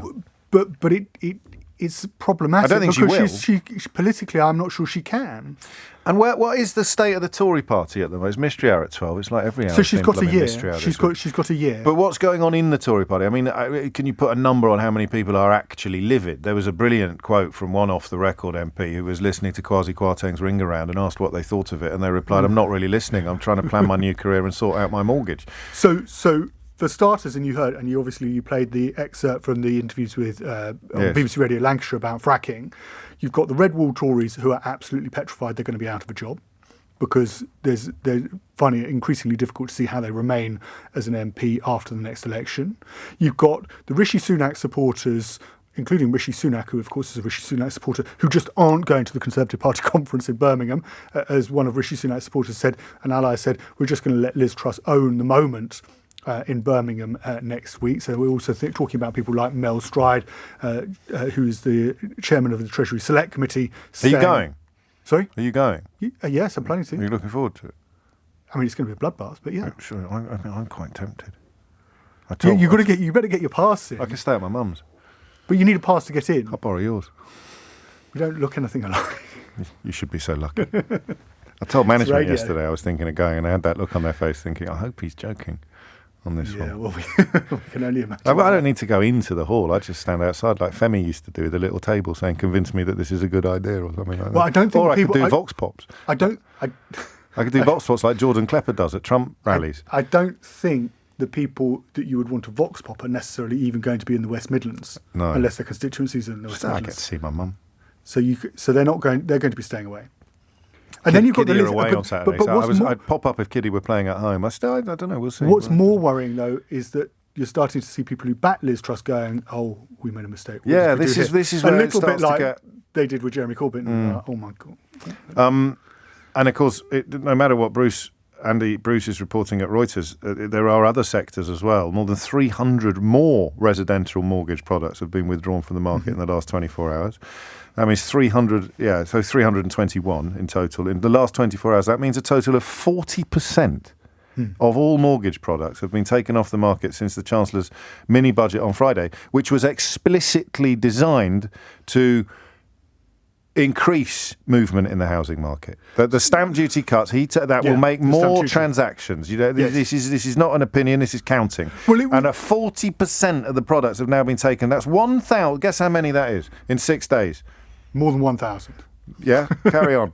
1,500? More, higher. 1,800. 1,621 mortgage products have been withdrawn, leaving just 2,340 on sale. But the stamp duty cut was to do... No, I know they're different things, but it was designed to stimulate movement in the housing market. The housing market. And of course, if lenders aren't lending to people to have mortgages, then solicitors aren't getting the transactions through, then surveyors aren't doing the surveys they need to do. It's a whole industry, and that will obviously have a huge knock-on effect if people just can't get the money in order to buy properties. And they're obviously, and the reason they're pulling the products off the market is because they're expecting rates to go up even higher, and for those products that they are offering at the lower rates to be unviable. Yeah. Any good news for us? Not today. It's 11:47. 11:51 is the time, a rather perfect distillation of my slightly warped desire to attend the Conservative Party conference in Birmingham this weekend. Summed up by the comedian Suze Kempner, who's tweeted this morning. Yesterday afternoon, in fact. Liz Truss is going to be the first Prime Minister who is removed from office with an offstage shepherd's crook during party conference. I'll tell you what, if she comes in dancing like Theresa May did that time, I'll give you the money myself. Barry's in Aberdeen. Barry, what made you pick up the phone?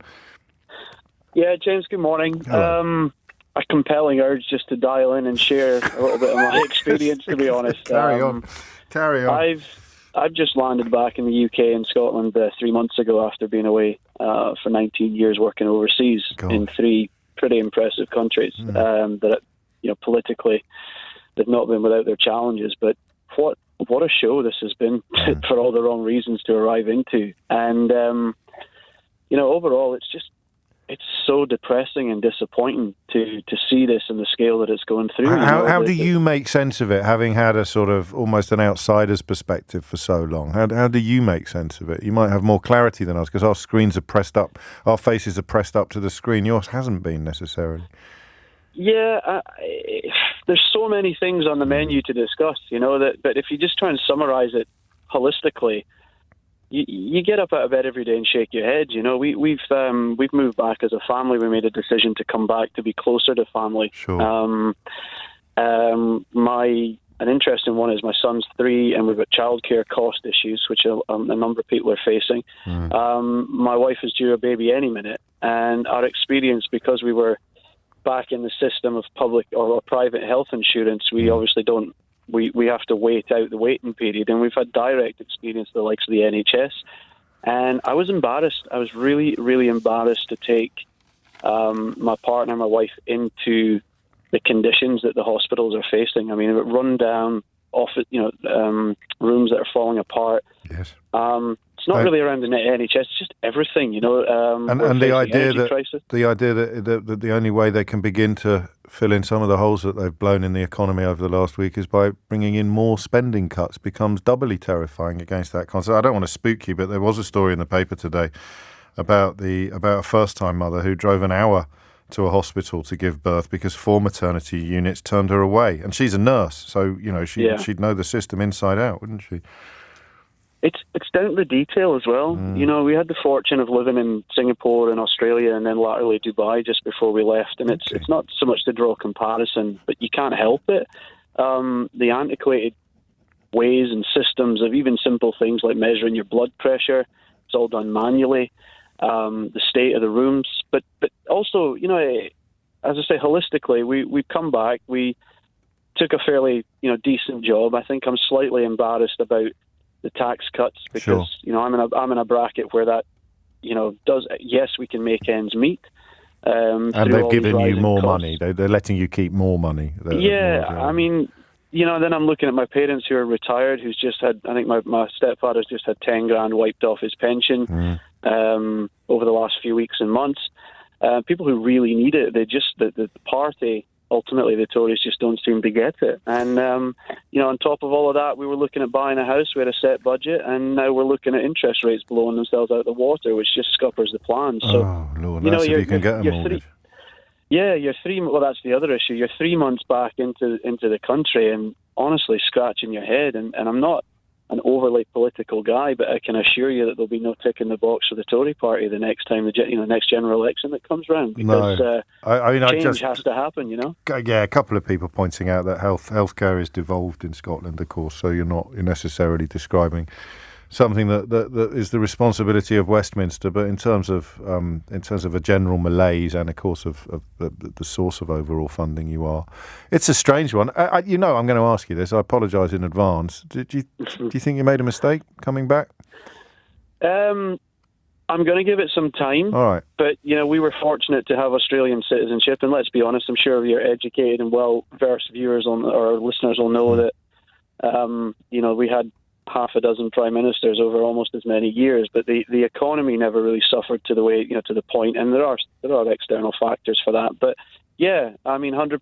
I have a citizenship and I have a passport, and I'm seriously thinking about it. You have an escape route. You have an escape route, which of course the same people responsible for the financial crisis took away from a lot of the rest of us, albeit that wouldn't have included Australia and citizenship, but it would have included freedom of movement and the entire European Union, and indeed more than the entire European Union, because it would also apply to some of the sort of satellite members as well, wouldn't it? Barry, we'll talk again, I sense. I apologise. I almost feel guilty now. Imagine if this is News Source and it's all miserable. Even Theo Usherwood today. The Tigger of radio journalism, the most cheerful and upbeat man you could ever hope to meet, answering my question about whether there was any good news today with the simple answer, no, not today. Mystery Hour's on the way. That's what he should have said. Actually, no, it worked better as comedy, didn't it? But he should have said, yes, Mystery Hour is on the way at 12 noon in about 3 or 4 minutes' time. Dave's in Ruislip. Might be the last word, this, Dave. Hello, mate. What do you want to say? First-time caller, so hopefully I hit the ground. I just want to carry on. I had to slip it in. Very nice. I just want to preface this by saying I've got a very good relationship with my father, and he is someone that confuses me politically, because he's been a postman for nearly 35 years, and before that he was a joinder. Right? Yeah. Very working class. Well, his roots aren't working class. He went to private school and all that, but he's someone that's always voted Tory.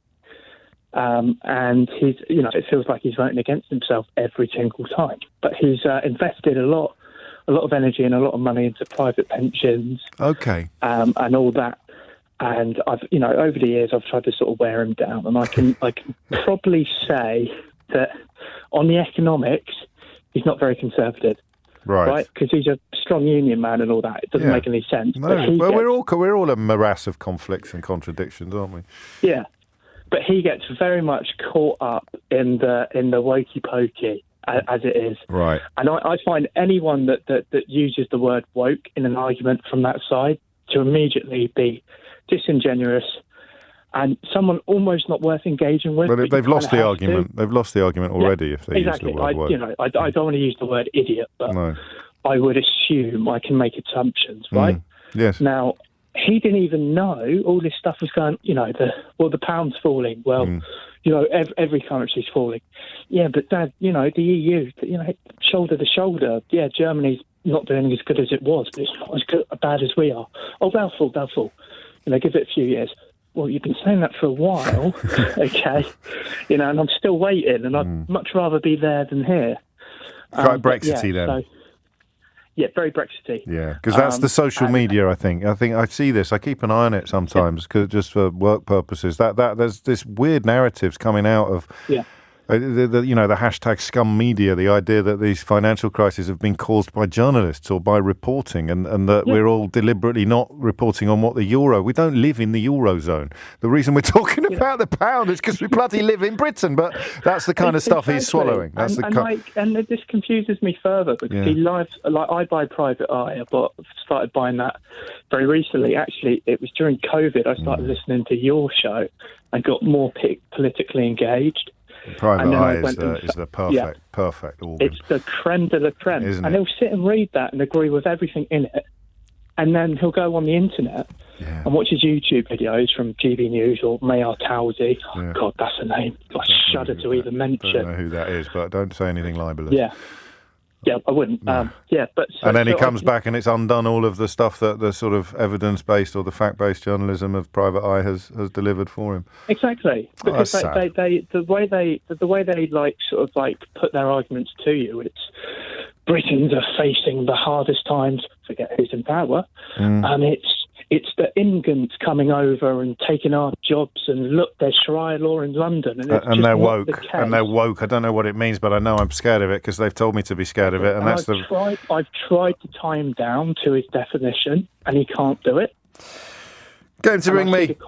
I've crashed the news. I'm going to crack on. I feel for you. That's tough. And it's frustrating, but I think he's getting there. Do you? Because that's good. The economics are gone now. That's going to hit his pension, potentially. I mean, I think a lot of people are going to have felt, if they've understood what happened yesterday, and that, of course, would involve being plugged into some news sources that are not in the business of tugging forelocks and doffing caps, then if you're wondering why people who are normally prostrating them on the ground in front of any Conservative politician are showing a little bit of impatience, it will be because their pensions are now under threat. Dave, we'll talk again. Thank you, mate, and thank you for the kind words. It's 12:01. Mystery Hour is after this. This is LBC from Global, leading Britain's conversation. Mystery Hour with James O'Brien. 4 minutes after 12 is the time. Goodness me, it's always a blessed relief to reach this part of the week, isn't it? But some weeks even more, I think we can all agree, than others. So here it is, your weekly opportunity to achieve the sort of satisfaction not ordinarily available anywhere else on your radio dial. It's very good fun as well. I can pretty much guarantee you a giggle. I used to guarantee a laugh out loud moment, but of course you can't prove to me that you haven't laughed out loud, and I got tired of handing back refunds to people who I'm sure were lying about not having laughed out loud, but were insisting that they had only laughed inwardly or perhaps giggled but not lolled, as the kids say. And by kids I think I mean anyone over 30 really, don't I, these days. How does it work? You ring in with a question, someone else rings in with an answer. That's pretty much it. But you're not allowed to look up the answers. We rely upon accrued knowledge. It's a celebration of education, of knowledge, of retention of knowledge, which is kind of unfashionable when you think about it.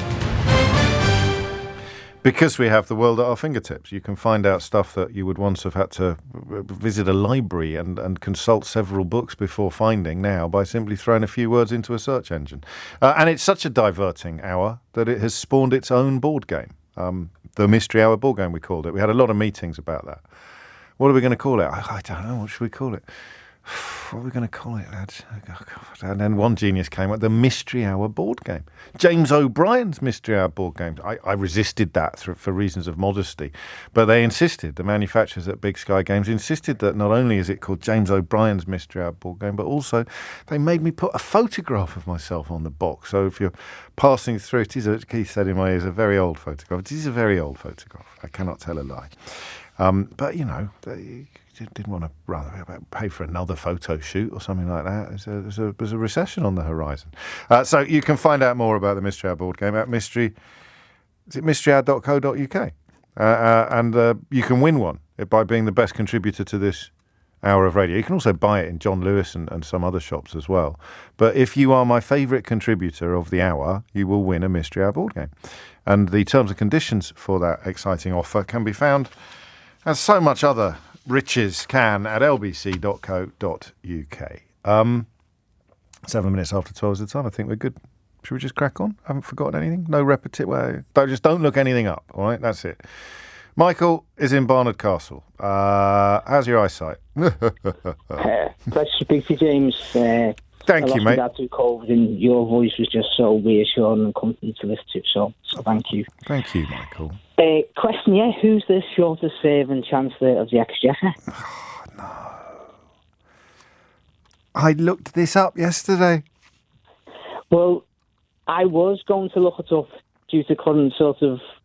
Of course, because I was thinking, no, it must be Nadeem Zahawi, but it wasn't. Because I can't remember why I looked it up, but I looked it up. I think it was someone who passed away. Actually, I mean the answer today could be different tomorrow, but it could indeed. Actually, that's a very good point. Actually, I can't remember. Is it a Muck? It's. I'm not going to get a round of applause for something, Michael, but I'm pretty sure it was someone, someone. Mick. There's a muck in there. There's a mac in there or a muck in there. I'll find out for you, mate. Thank you for the kind words. Did you say you'd lost your dad? Did you say you'd lost your dad? Yeah. Right. Well, he had Alzheimer's, but he then went in, got COVID. And I'm sorry to hear that. So, your voice was just very comforting when I had to go. I didn't want down and see him and stay. So. Oh, thank you. Thank you. It's a lovely thing to say, and I'm so sorry for your loss. There will come a time. No problem. You won't get there yet because it's all so fresh, but there'll come a time when the fact that he knew how much you loved him will be a great comfort to you. It really will. James. I promise you, mate. Take it easy. God bless. And you, take care. Cheers, Michael. 8 minutes after 12 is the time. Joe is in Southend. Joe, question or answer? Oh, it's a question, James, please. Carry on, Joe. How do knives work? Yeah, it's a good one, isn't it? I was chopping up a mushroom. Oh, yeah. Is that a figure of speech? No. Right. And I used to chop up a few mushrooms back. Oh, no, that sounds completely inappropriate. Carry on. No, just, for a spaghetti bolognese. Of course. And I was like, why does this work? Or to put it another way, why does a blunt knife not work? Or why does my finger not work? Or why does... It's going to be molecular, is it? Do you think? It's going to be something like that, but then there's 100 questions attached to it. What makes something... What? Just how does it work? No, I mean, I get it. I do. Yeah, I like it a lot. And I mean, it's up there, isn't it? Thank you. I'm sorry to be so. It's so simple, but it's a lovely. Well, the best questions often. Well, I never get predictions right. If I call a question brilliant, it turns out to be rubbish. And I call a question rubbish, it turns out to be brilliant. So I'm trying not to do that anymore. But I mean, it is a good question. It is because I don't know the answer. That's the best definition of a good question. But you can tie it to sort of swords and scissors and whatever you like. But what makes them work and what makes them not work on certain things? Well, that's it. That's going to be contained within the answer to how do they work, isn't it? Thank you so much. No, thank you so much, and take care. How do knives work? 0345 60 60973 is the number that you need. We should probably get the shortest serving Chancellor out of the way quite quickly, because loads and loads of people are going to. Well, maybe they're not, but they may know the answer to that. Sam's in Amersham. Sam, question or answer? Hi, James. Nice to speak to you again. Hello, I've got a question. Carry on. It's actually my mum's question. We were on holiday last week. I took her to Salzburg. Oh, what was that like? 80th birthday. It was lovely. Was it? Thank you. Fantastic. And it's a city of music, Mozart's birthplace. And as we were wandering around his actual birthplace, she came up with this question. I thought, golly, I don't know the answer to that. Maybe James will know. Mm-hmm. So she said, well, can you get him to answer it on Mystery Hour? Fantastic. So the question is, musical annotation, was that invented by one person or was it just something that evolved? Oh. Do you have any ideas? Yeah, you mean like the paper written down with the what are they called? Staves and exactly. minims Who and decided crotchets, that there should be quavers, a crotchet and a treble clefs, semi-crotchet and all of those things? I'm going on. Did someone originally invent it? When did it first appear? Is what we want, isn't it? Something along those lines. I like it. Would be I shall really do my best to interesting. find out. Would you recommend a trip to Salzburg? Absolutely beautiful, and the cakes are beyond compare. I went to Vienna a few years ago, and it is a different world of. You think the French or the Japanese are the kings of patisserie, but the Austrians every time. Oh, holy moly! Sam, you're on. I give my love to your mum. I shall do my best to get her the answer that she craves. Quite a lot of people unhappy with Joe for putting mushrooms in a spaghetti bolognese. Listen. But bolognese isn't even a dish that most Italians recognise. It's a bit like chop suey or something like that. It's a dish that's essentially invented for tourists. So he can if he wants to put mushrooms in it, he can. A ragu, you have a ragu, then maybe you can put mushrooms in it. I'm not sure, but don't get all on your high horse with me about Joe's decision to put a few mushrooms in it. There's a flipping recession around the corner. You bulk up your bolognese with a few mushrooms, and fair play to you, I say. Alex is in Wrexham. Alex, question or answer? Question, James. Carry on. Thank you. I've been listening to your programme now for a few weeks, and a couple of questions occurred to me listening to your programme, which is excellent, by the way. Thank you very much.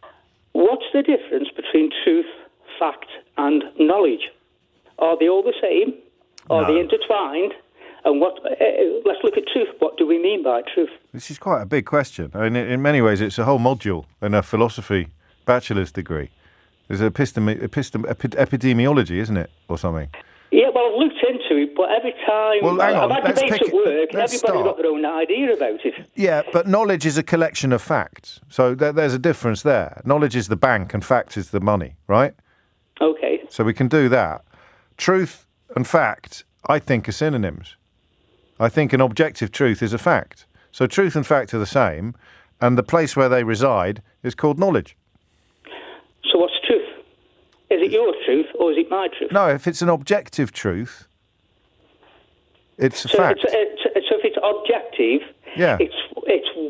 it's a fact. Like, I don't know, 2 + 2 is 4, or even if you stick your hand in a pan full of boiling water, it will get burnt. These are truths and facts. Okay, what about personal experience then? Factually, I might experience something, and this way I can get to the political side of it and say, factually, that's what I've experienced in the past. Therefore, it will happen time and time again. No, well, this is David Hume. You see, this is blending correlation and causation. This is extrapolating from the fact that every crow you've ever seen is black means that the next crow you will see is black. But that's neither truth nor fact, actually, because it is epistemologically unprovable. Okay, so what about statistics then? So you can talk about a huge statistic likelihood that the next crow you will see will be black, but you can't call it a fact or a truth. So it's a truth as long as every time you've experienced that thing... No. It's a truth to say every crow I've ever seen is black. That's a truth, that's a fact. But you can't say the next crow I see will be black, because you can't know that. You've got the subjective truth. Well, there's not really any such thing. You've got an absolute truth, haven't you? No, absolute and objective are the same. There's not really any such thing as a subjective truth. The subjective truth would be a belief, really. Correct, yeah, I totally agree. And if you prove that it's true, it ceases to be subjective and it becomes objective. So the moment a subjective truth is proved to be true, it becomes an objective truth and therefore a fact. And therefore it will make up part of your knowledge. Where does that leave religion? That's all belief. So it's not a truth? No. Well, it's a subjective truth for the people that believe. But if God turns up, then it becomes an objective truth. Totally get that one. So let's go through it again. And so a truth is absolutely objective. If it's objective, it's a fact. If it's subjective, it's a belief. And if it's a fact, i.e. an objective truth, then it makes up part of your knowledge, because knowledge is different from fact in the way that a bank is different from a pound. Okay, I think I get you. Yeah? I think so anyway. I need to absorb that. Of course. By a process of intellectual osmosis. Well, try my hardest, James. But thank you very much. No, thank you. I enjoyed that. It reminded me of being at college, and I think I earned at least one of these. 12:16 is the time. Mystery Hour on LBC with James O'Brien. 19 minutes after 12 is the time. The shortest serving Chancellor. How do knives work? What is the origin of musical annotation? Was it invented by one person? And we did the truth, facts and knowledge. Lots more knowledge to come, involving lots of facts and objective truths. But no subjective truths allowed, because that's how you prove you can go definitive. That's why I asked. There you go. I should have thrown that into the last one, shouldn't I? Was it Alex? I think it was.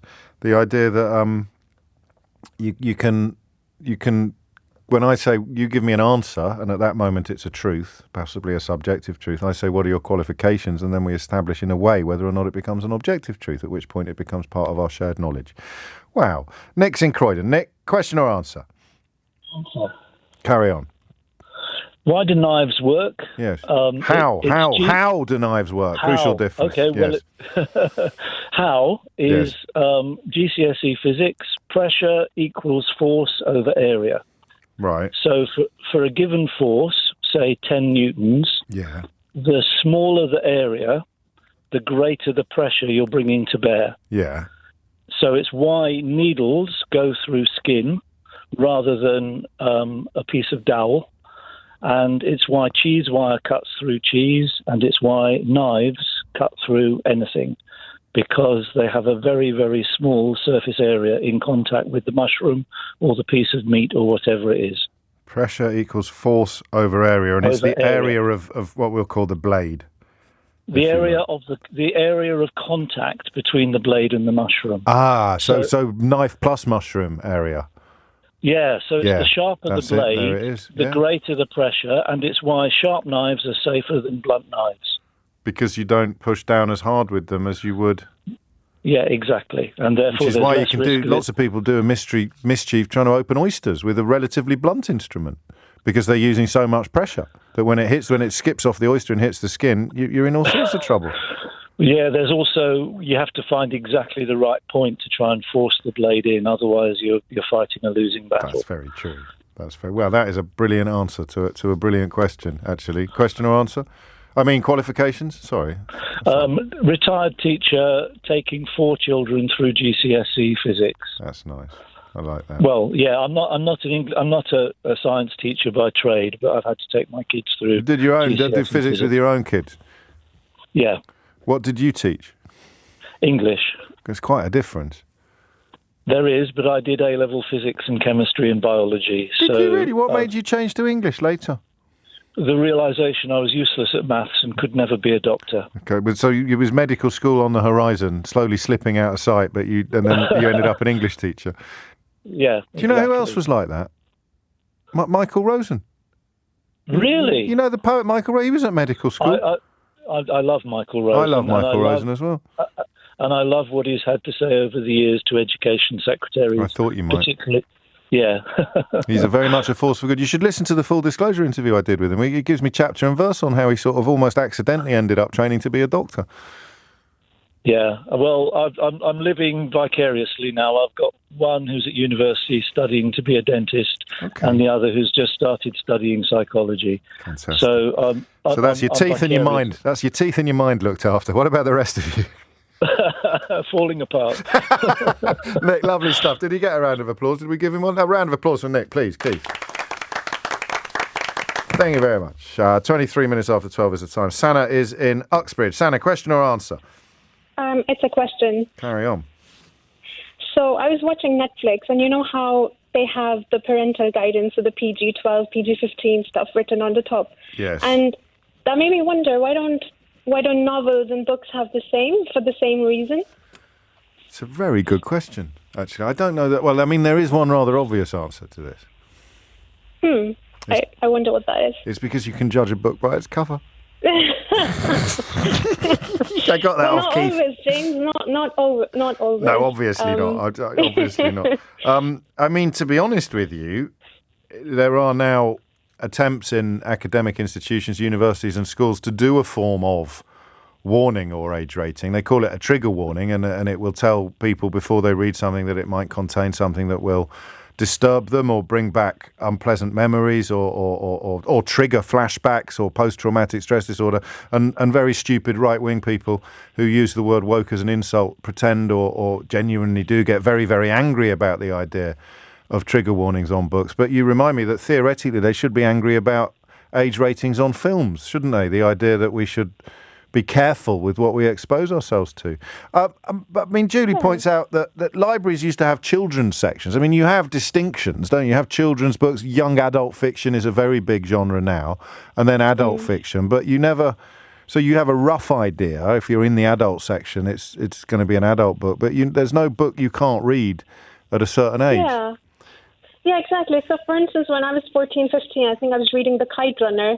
And, I mean, looking back, I think it had adult themes, like, so it would have certain, so, and that just made me wonder, I mean, it would make parents' jobs easier as well, and just maybe for the same reason as you have as the films. I mean, I wonder what the psychology is of reading a written word rather than seeing actual images in front of you. But they put stuff on music, don't they? They put age warnings on lyrics sometimes, swear words, but you never get it on a book. I don't know why. I tell you what I do know. Isn't The Kite Runner one of the most beautiful books you've ever read? Oh, it is. Oh, yeah, absolutely. All of the ones by Khaled Hosseini, but definitely The Kite Runner. It haunts me. I still remember some of the scenes, the stuff in the football stadium. That's what I mean. It does haunt you, right? Yes. Yeah. It really does. It really does.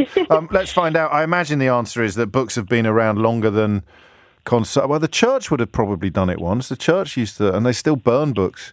But I imagine the answer will be that books have been around longer than the idea that we should be limiting access to them. But I don't know. I love that. We'll find out. Thank you, Sana. Thanks, James. Take care. 26 after 12 is the time. Why don't books have age ratings? Some of them can be very racy. In fact, she's reminded me once of, you know, those little weird moments in your childhood that you don't quite understand until years later? So as a kid, right, I used to read everything. I would inhale books. I'm still pretty good, but there's more demands on your attention these days. And I'd read every book in the house. I'd read every book in the library at school. I just read read. And I'd be about 10. No, probably about 8 or 9. It was the kids' library. It wasn't that big.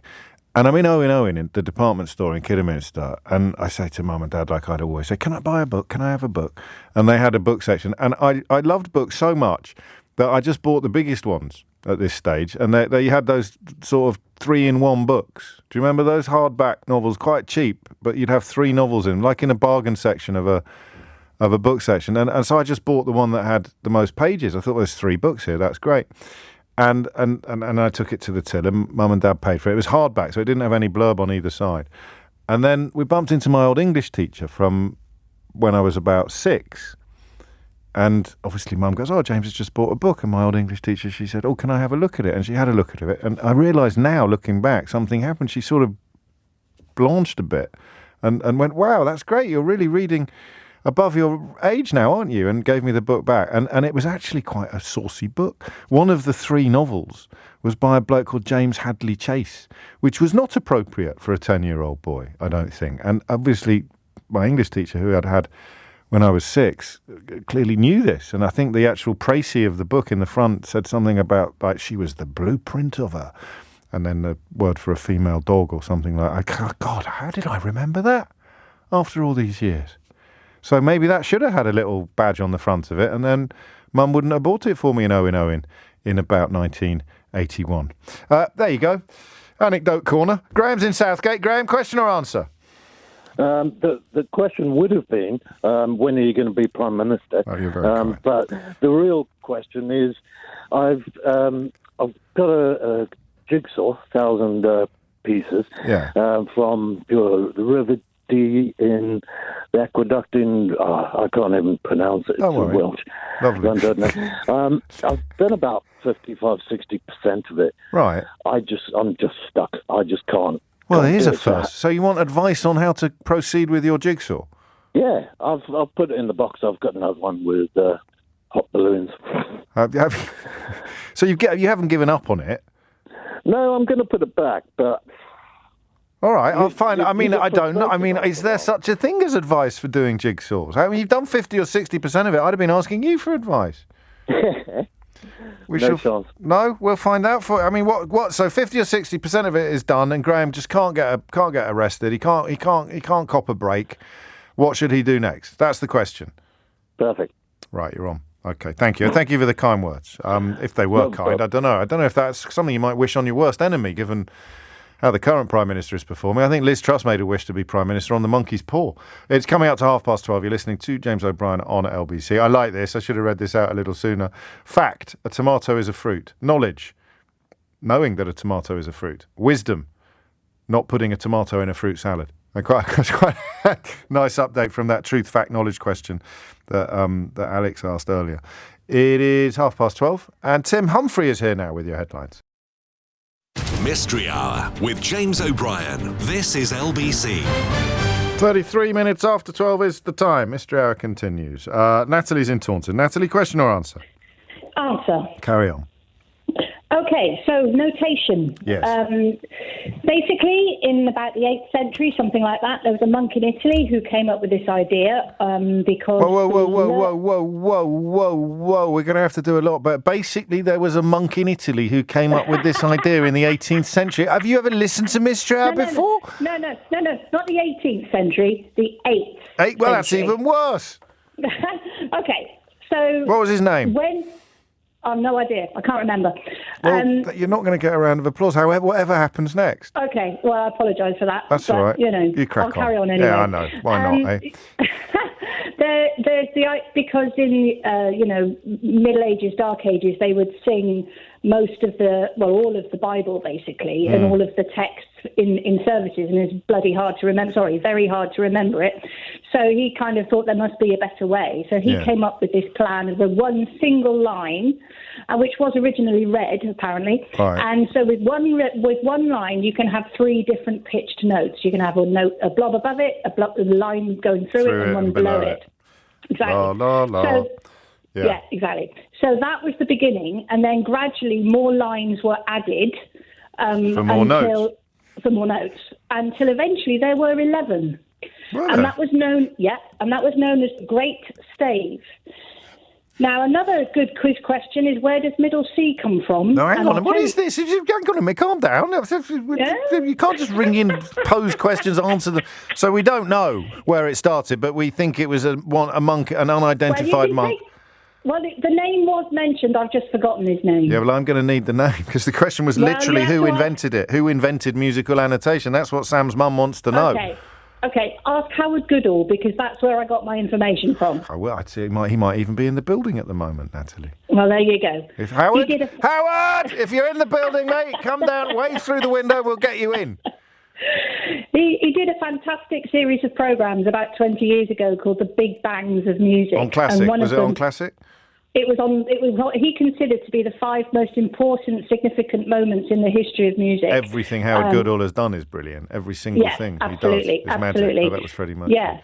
Yeah, and one of the episodes was about notation. Okay. And so he explained it all in that. And that's what you remember, but you don't quite remember the name of the 8th century monk. No, I don't remember the name of the monk. Well, no. I'm going to give you a round of it. I shouldn't. It's my curse, is my kindness and generosity. I'm going to give you a round of applause. Well, thank you very much. No, you're very welcome. What are your qualifications just listening to Howard Goodall? Well, no, and as another retired teacher of music as the actual subject, I watched that video so many times. But it's and I use that information in my teaching. Can I tell you about the middle C, please? No, I can't. I mean, why would you do that? I've just been really generous. I'm going to get so much jip for giving you a round of applause when you don't deserve it, and now you're trying to make me feel bad. I mean, that is really awful behaviour, actually, Natalie. No, I'm minded not to give you a round of applause at all now, because essentially you've done. It's like with my children, you give them something and they behave as if that's not enough.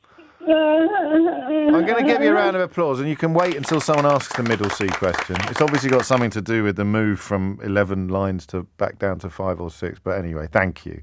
And it was on the telly, obviously. God, someone just came around the corner then. I thought it might be Howard Goodall, but it's not.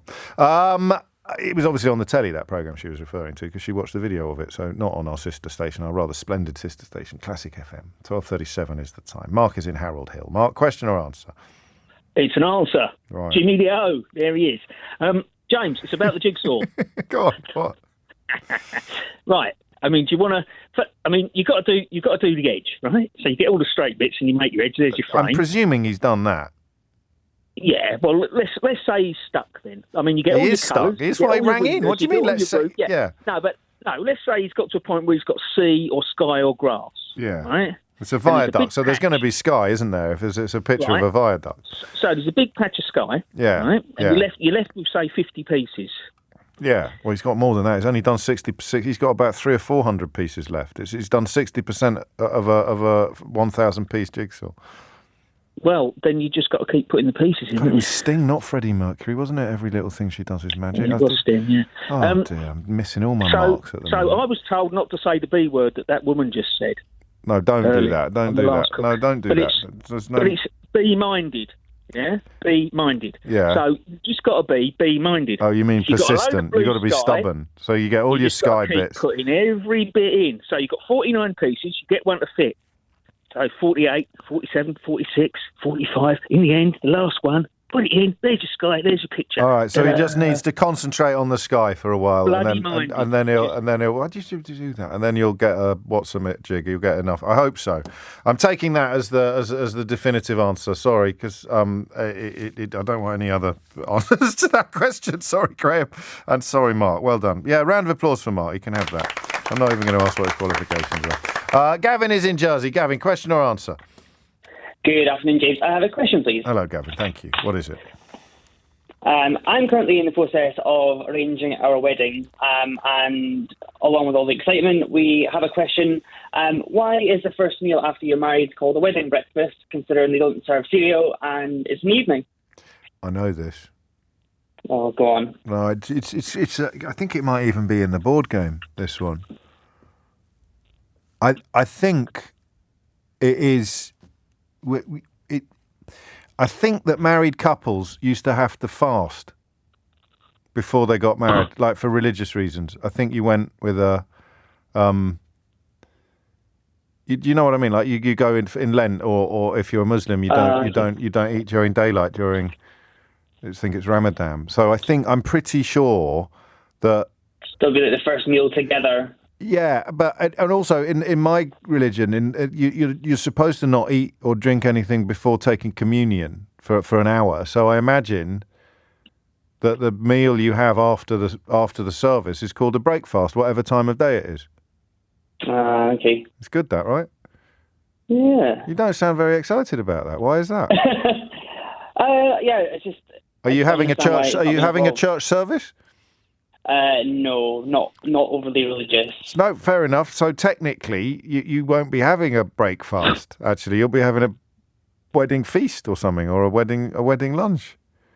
Yeah, all the brochures have it as the wedding breakfast. Because literally in the olden days, you'd be in the church, you'd be coming out of the church, and you'd be having a bit of cake or a biscuit or something like that. You'd be breaking the fast with a lovely treat. You see, the breakfast, the wedding breakfast, is part of the wedding ceremonial process. When you're coming out of the church, you break your fast. That's it. That must be it. I know that's it. I can remember it. I'm pretty sure it's in the ball game. If it's not in the ball game, we've done it before. If we haven't done it before, I did it in my A-level religious studies. Brilliant. Thanks very much. When are you getting married? Next June 2024. Oh, blimey. So giving ourselves a bit of time. Yeah, you certainly are. Well, good luck with it. It's a magical day. I hope it's wonderful. I'm sure we'll speak before. Round of applause for me. You. No, thank you. I tell you, it would be a nice wedding present for Gavin, wouldn't it? Be a copy of the Mystery Hour board game there for him and his new wife to perhaps play on their honeymoon. Patrick's in Dartmoor. Patrick, question or answer? It's a question. Carry on, Patrick. Jane. Patrick. I'm at a small gathering of farmers who are ploughing fields with horsepower. Yes. What, right now? Yes. Oh. They're just coming to the end of a morning's ploughing. Okay. Now, the question I posed to one of the farmers was, is that Shire horse pulling the plough or pushing the plough, and it has caused mayhem? because the dispute is whether the horse is pulling the plough or pushing the plough. I have my idea, and they have theirs. We can't seem to agree. Are all the farmers in agreement, and you are the grit in the oyster? Yes. Yeah, I mean, I'm a great one for swimming against the tide, Patrick. Yeah. But I mean, I'm going to go out on a limb here and say you think that the horse is pushing the plough. Yes. Yes. Why do you think that? Well, to make a horse work with a plough or a cart, one must apply a yoke around the horse's neck. Oh, here it comes. And the yoke is attached to the cart. Correct. Now, the horse is pushing into the yoke. Correct. Which in turn pushes the cart from the rear in that direction. Not from the rear, though. No, sorry. The cart is following the horse because the horse is pushing into the yoke. Yeah, but the yoke is the means by which the horse pulls the plough. It pushes. No, the horse pushes the yoke, but that is why the horse is pulling the plough. So the yoke is like a tool. It's the weapon. A means to an end. Yes. So the horse is pushing the yoke, but pulling the plough. Yes. You're both right, except you. Well, no, they're right. You're wrong. Also, there's no way I'm going to fall out. I'm not Alan Partridge. I'm not going to fall out with every farmer in Devon. That would be a stupid thing to do. We all know what happened when he did that. So the horse is pushing the yoke. Mayhem. What? It caused mayhem. I bet it. I can see why. What is the name of the event? Does it have a name? Is it a Dartmoor? No, it's just a small group of people with Suffolk Punch and yes, just ripping the field to pieces. So apparently, Victorian Farm says it pushes, but I don't know what that's based on. It can't be. It's pushing the yoke, but it's pulling the cart. The yoke is it's got to be. They're right. You're wrong, Patrick. And I'm fairly confident of this. All right. Okay. Well, look. Thank you very much. No, thank you very much. I disagree with you. No, I know you. I can tell you're not having. I'll take another round of applause though, because I'm feeling greedy today. I think we've got the Yorkshire farmer on. Full disclosure this week or next week. Actually, that's a fascinating. It's a brilliant program. I'll ask her. She might have a view on it. Thank you, Patrick. All human life is it, and indeed equine life as well. Mystery Hour with James O'Brien. This is LBC. It is 12:49. You're listening to James O'Brien on LBC. David's in Barnet. David, question or answer? It's a question, please, James. Carry on, mate. Okay, so electronic readers like Kindles, how do books get on there? I can understand if something's prepared digitally, if someone's written a book on a computer. Yeah. But if it's a classic, would it have to be rewritten? Is there some way of photographing it with text recognition? How do we get it onto our Kindle or other e-reader? So someone's typed it in. So they're going to have to retype all the classics. There are millions of books on these things. Millions. Yeah. So that's how they do it. Someone's going to sit there and I thought it was obvious, but the producer's shaking her head at me with quite a gnomic look on her face. I can't imagine that there are people typing millions and millions of books. And what about the mistakes they may make? I don't understand your confusion. Well, okay, if it's that simple, then maybe someone can confirm that for us. Yeah, mate, you're right. It seems like an extraordinary amount of people would be involved in rewriting all of these manuscripts. Oh, see, I think I'm beginning to understand what you mean. I mean, there's simply so many of them. Yeah, there are millions of books. There are indeed. Yeah, and they're all available electronically these days. All available, yeah. So how did they get onto our screens? So maybe but surely they'd have to be, in order to be printed on paper, they'd have to be on a computer database somewhere these days. I've no idea. I mean, well, hang on. I mean, you might as well have said, how do they get the words into books? Well, we know how they did that originally. How? But how do they do it now? By typesetting. Well, now, of course, it'd be electronic, but originally it was typesetting. So everything that's available on paper now will have been electronically typeset. And that's what not they would... necessarily. Why not? No, I because things that are originally typeset would remain in typeset. Well, what sort of book are you thinking about here? A book that hasn't been reprinted in about 200 years? Well, anything. I mean, anything. I mean, look, it would be great if it were that easy. All right, or some form of photograph, some form of scanning, and then they just translate it directly into electronic. Yes, that's what I want to know. Is it scanned or is it rewritten by hand? All right, you're on. Okay. The only bit I'm not getting is all of these books that you don't think that are available in paper, but you don't think anyone's ever...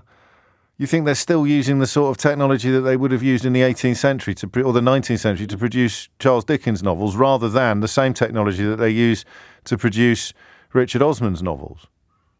Well, yeah, there is a discrepancy there somewhere, because obviously they were originally mechanically set and printed. You know how printing works. You were in the game. If only we had a best-selling author here who could talk us through... Oh, hang on a minute. I wonder... blimey, flipping heck. Well, I wrote my book on a computer... And I sent it to the publisher, and then it gets put into the Kindle, and it gets put onto paper as well. So because it was digitally originated in the first place. That's why it was easy. But Dickens wasn't, put on a computer. No, but I bet you someone has put Dickens on a computer subsequently. That's what I'd like someone to confirm. Okay, I shall find out for you. I shall find out. Well, I hope I will. I've spent so long blathering on and trying to insert a few plugs for my books, How to Be Right in a World Gone Wrong and How Not to Be Wrong, The Art of Changing Your Mind. I might have run out of time in order to provide you with an answer, David. Just a point of order then, James. What's that then? If the question can't be answered, yes. Can I phone back at another time and re-ask it? Of course you can. Right, no, there's no guarantee you'll get through, but I mean, you are perfectly entitled to do that, especially if it's a question that clearly has an answer, like this one does. 12:52 is the time. Thank you, David. Anna's in Hackney. Anna, question or answer? It's a bit more of a refined answer to the musical notation. Good. Carry on. Well, so the Mesopotamians might have been the ones to have devised what we know now as the notation for music, and that is through archaeology digs that have happened in modern-day Syria and Iraq, where tablets have been found with the notes etched into clay, and it all comes down to the basis of and it all comes down to the basis of basically humans' need to express text into articulate sort of text into sound or direction. And so there was actually recently some recordists and musicians played these older pieces and were able to play them because they are very, very similar to what the caller was saying, the period of time, the 8th century. It was actually Guido of Arezzo, I think that's how Guido d'Arezzo. Yes. And how that started was not a stave. It was when they were chanting religious scripts or speaking. They put little dashes. They put little dashes. Quitolis peccata mundi. Something like that. Yeah. And then it embellished. It's all coming back to me now.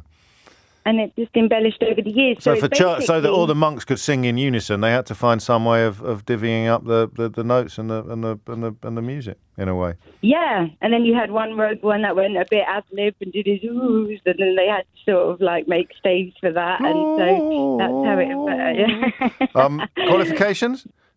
I'm a composer. Oh, fantastic! That'll do nicely. Yeah. So we don't know, but there is evidence of it in Mesopotamian archaeology. Yeah, definitely. And it's the same as well. When you look at it, it's quite amazing. Is it really? Yeah. And did Guido d'Arezzo just come up with it himself by coincidence? He came up with a relatively similar system, do we think? Yeah, because I think it's because it's quite basic. If you look How am I going to convey this idea? There's only really one way you could do it, isn't there? You'd have a scale with gradations of tone. And so they both came up with similar ideas, albeit a thousand years or so apart. Yes, exactly Lovely stuff. That. Yeah. What sort of, if you don't mind me asking, Anna, what sort of stuff do you compose? What have you got? Anything that we can? Any performances coming up or anything? I haven't been well for a while. Oh, I'm so I sorry. haven't been able to compose, but I'm just in the middle of writing my first album. Fantastic. But I do lots of classical and modern stuff and loads of stuff. But yeah, I love music. Well, I can tell it comes through. It shines through, and it's earned you this, which is not very musical. But it's kind of timeless. Thank you, Anna. Zoe's in Fife. Zoe, question or answer? Hello, James. Hello, it's Zoe. an answer. What is it going to be? It's going to be either the shortest serving Chancellor or the age ratings on books, is it? I think. Age ratings on books. Carry on then. Yep. So, or the Kindle you one. do get age ratings on books, particularly graphic novels. Of course you do. The reason that this sprung to me, I used to work for Waterstones for quite a few years, and my husband still does. Okay. Sorry if I mentioned the brand or the No, book we're shop. big fans of Waterstones. They stock both Yeah. of my books, How to Be Right in a World Gone Wrong and How Not to Be Wrong in The Art of Changing Your Mind. Yeah, Actually, I had a nice special little Waterstones edition of the second one because Well, the first one was such a massive bestseller.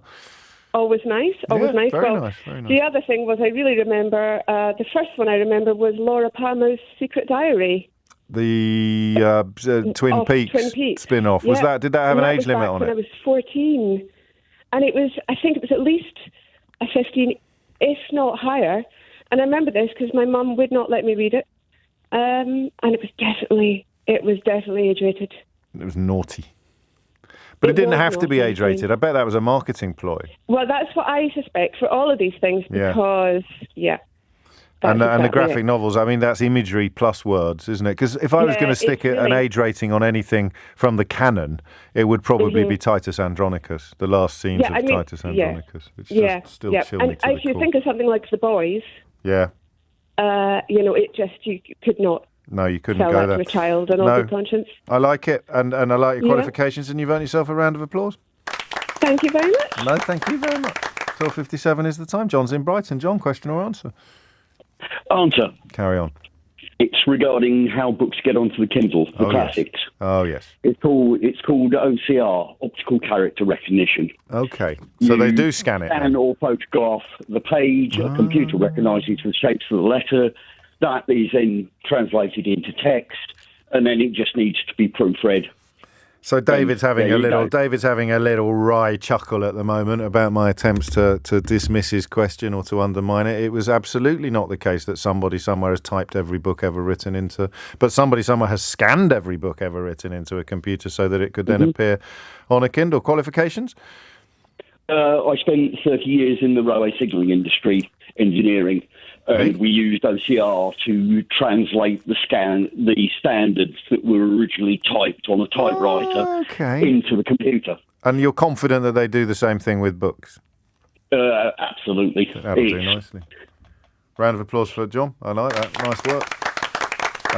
And finally, John in Birmingham. John, I know what this will be, and I've remembered the bloody name. That's blooming. Sorry. Okay. I've remembered the name now. It's an answer, and it's a sort of serving answer. I know, and I've remembered it. You didn't know with your A-level in politics. Well, actually, it was about, to be honest, I think that the fellow we're talking about passed away about 18 years before I sat my A-level in politics, but that's no excuse, is it? It's Ian MacLeod. Ian MacLeod. He was appointed after the 1970 election by Edward Heath. He lasted a month and sadly died in 11 Downing Street of a heart attack, I think on 20th of July. I mean, Chancellor McChancellor face is just not going to cut the mustard, is it? It's Ian MacLeod is his name. I knew there was a muck. I knew there was a muck in there.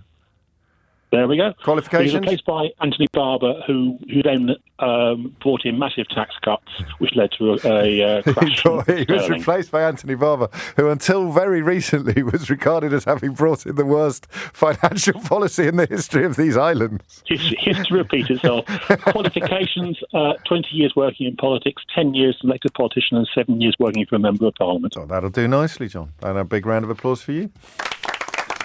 I've got to pick a winner, haven't I? I think Anna. Do you think Anna, the composer, was just lovely and she's not been very well, so she'd probably be glad of a board game? Should we give it to Anna? Yeah, Anna, the composer, gets the board game this week. But there's a lot of contenders, and it was only because she came on quite late that she's in the forefront of my mind. Well, actually, Sheila Fogarty is now in the forefront of my mind. Here I am. You done? I am done. I really, because the clock's behind me. I know. I'm sorry. No, yeah. I should. Yeah, absolutely. I've already taken 1 minute and 17 seconds of your programme, actually. You, what a cheek. What a cheek. What a cheek. What a cheek. What a cheek. What a cheek. What a cheek. What a cheek. What a cheek. What a cheek. What a cheek. What a cheek. What a cheek. What a cheek.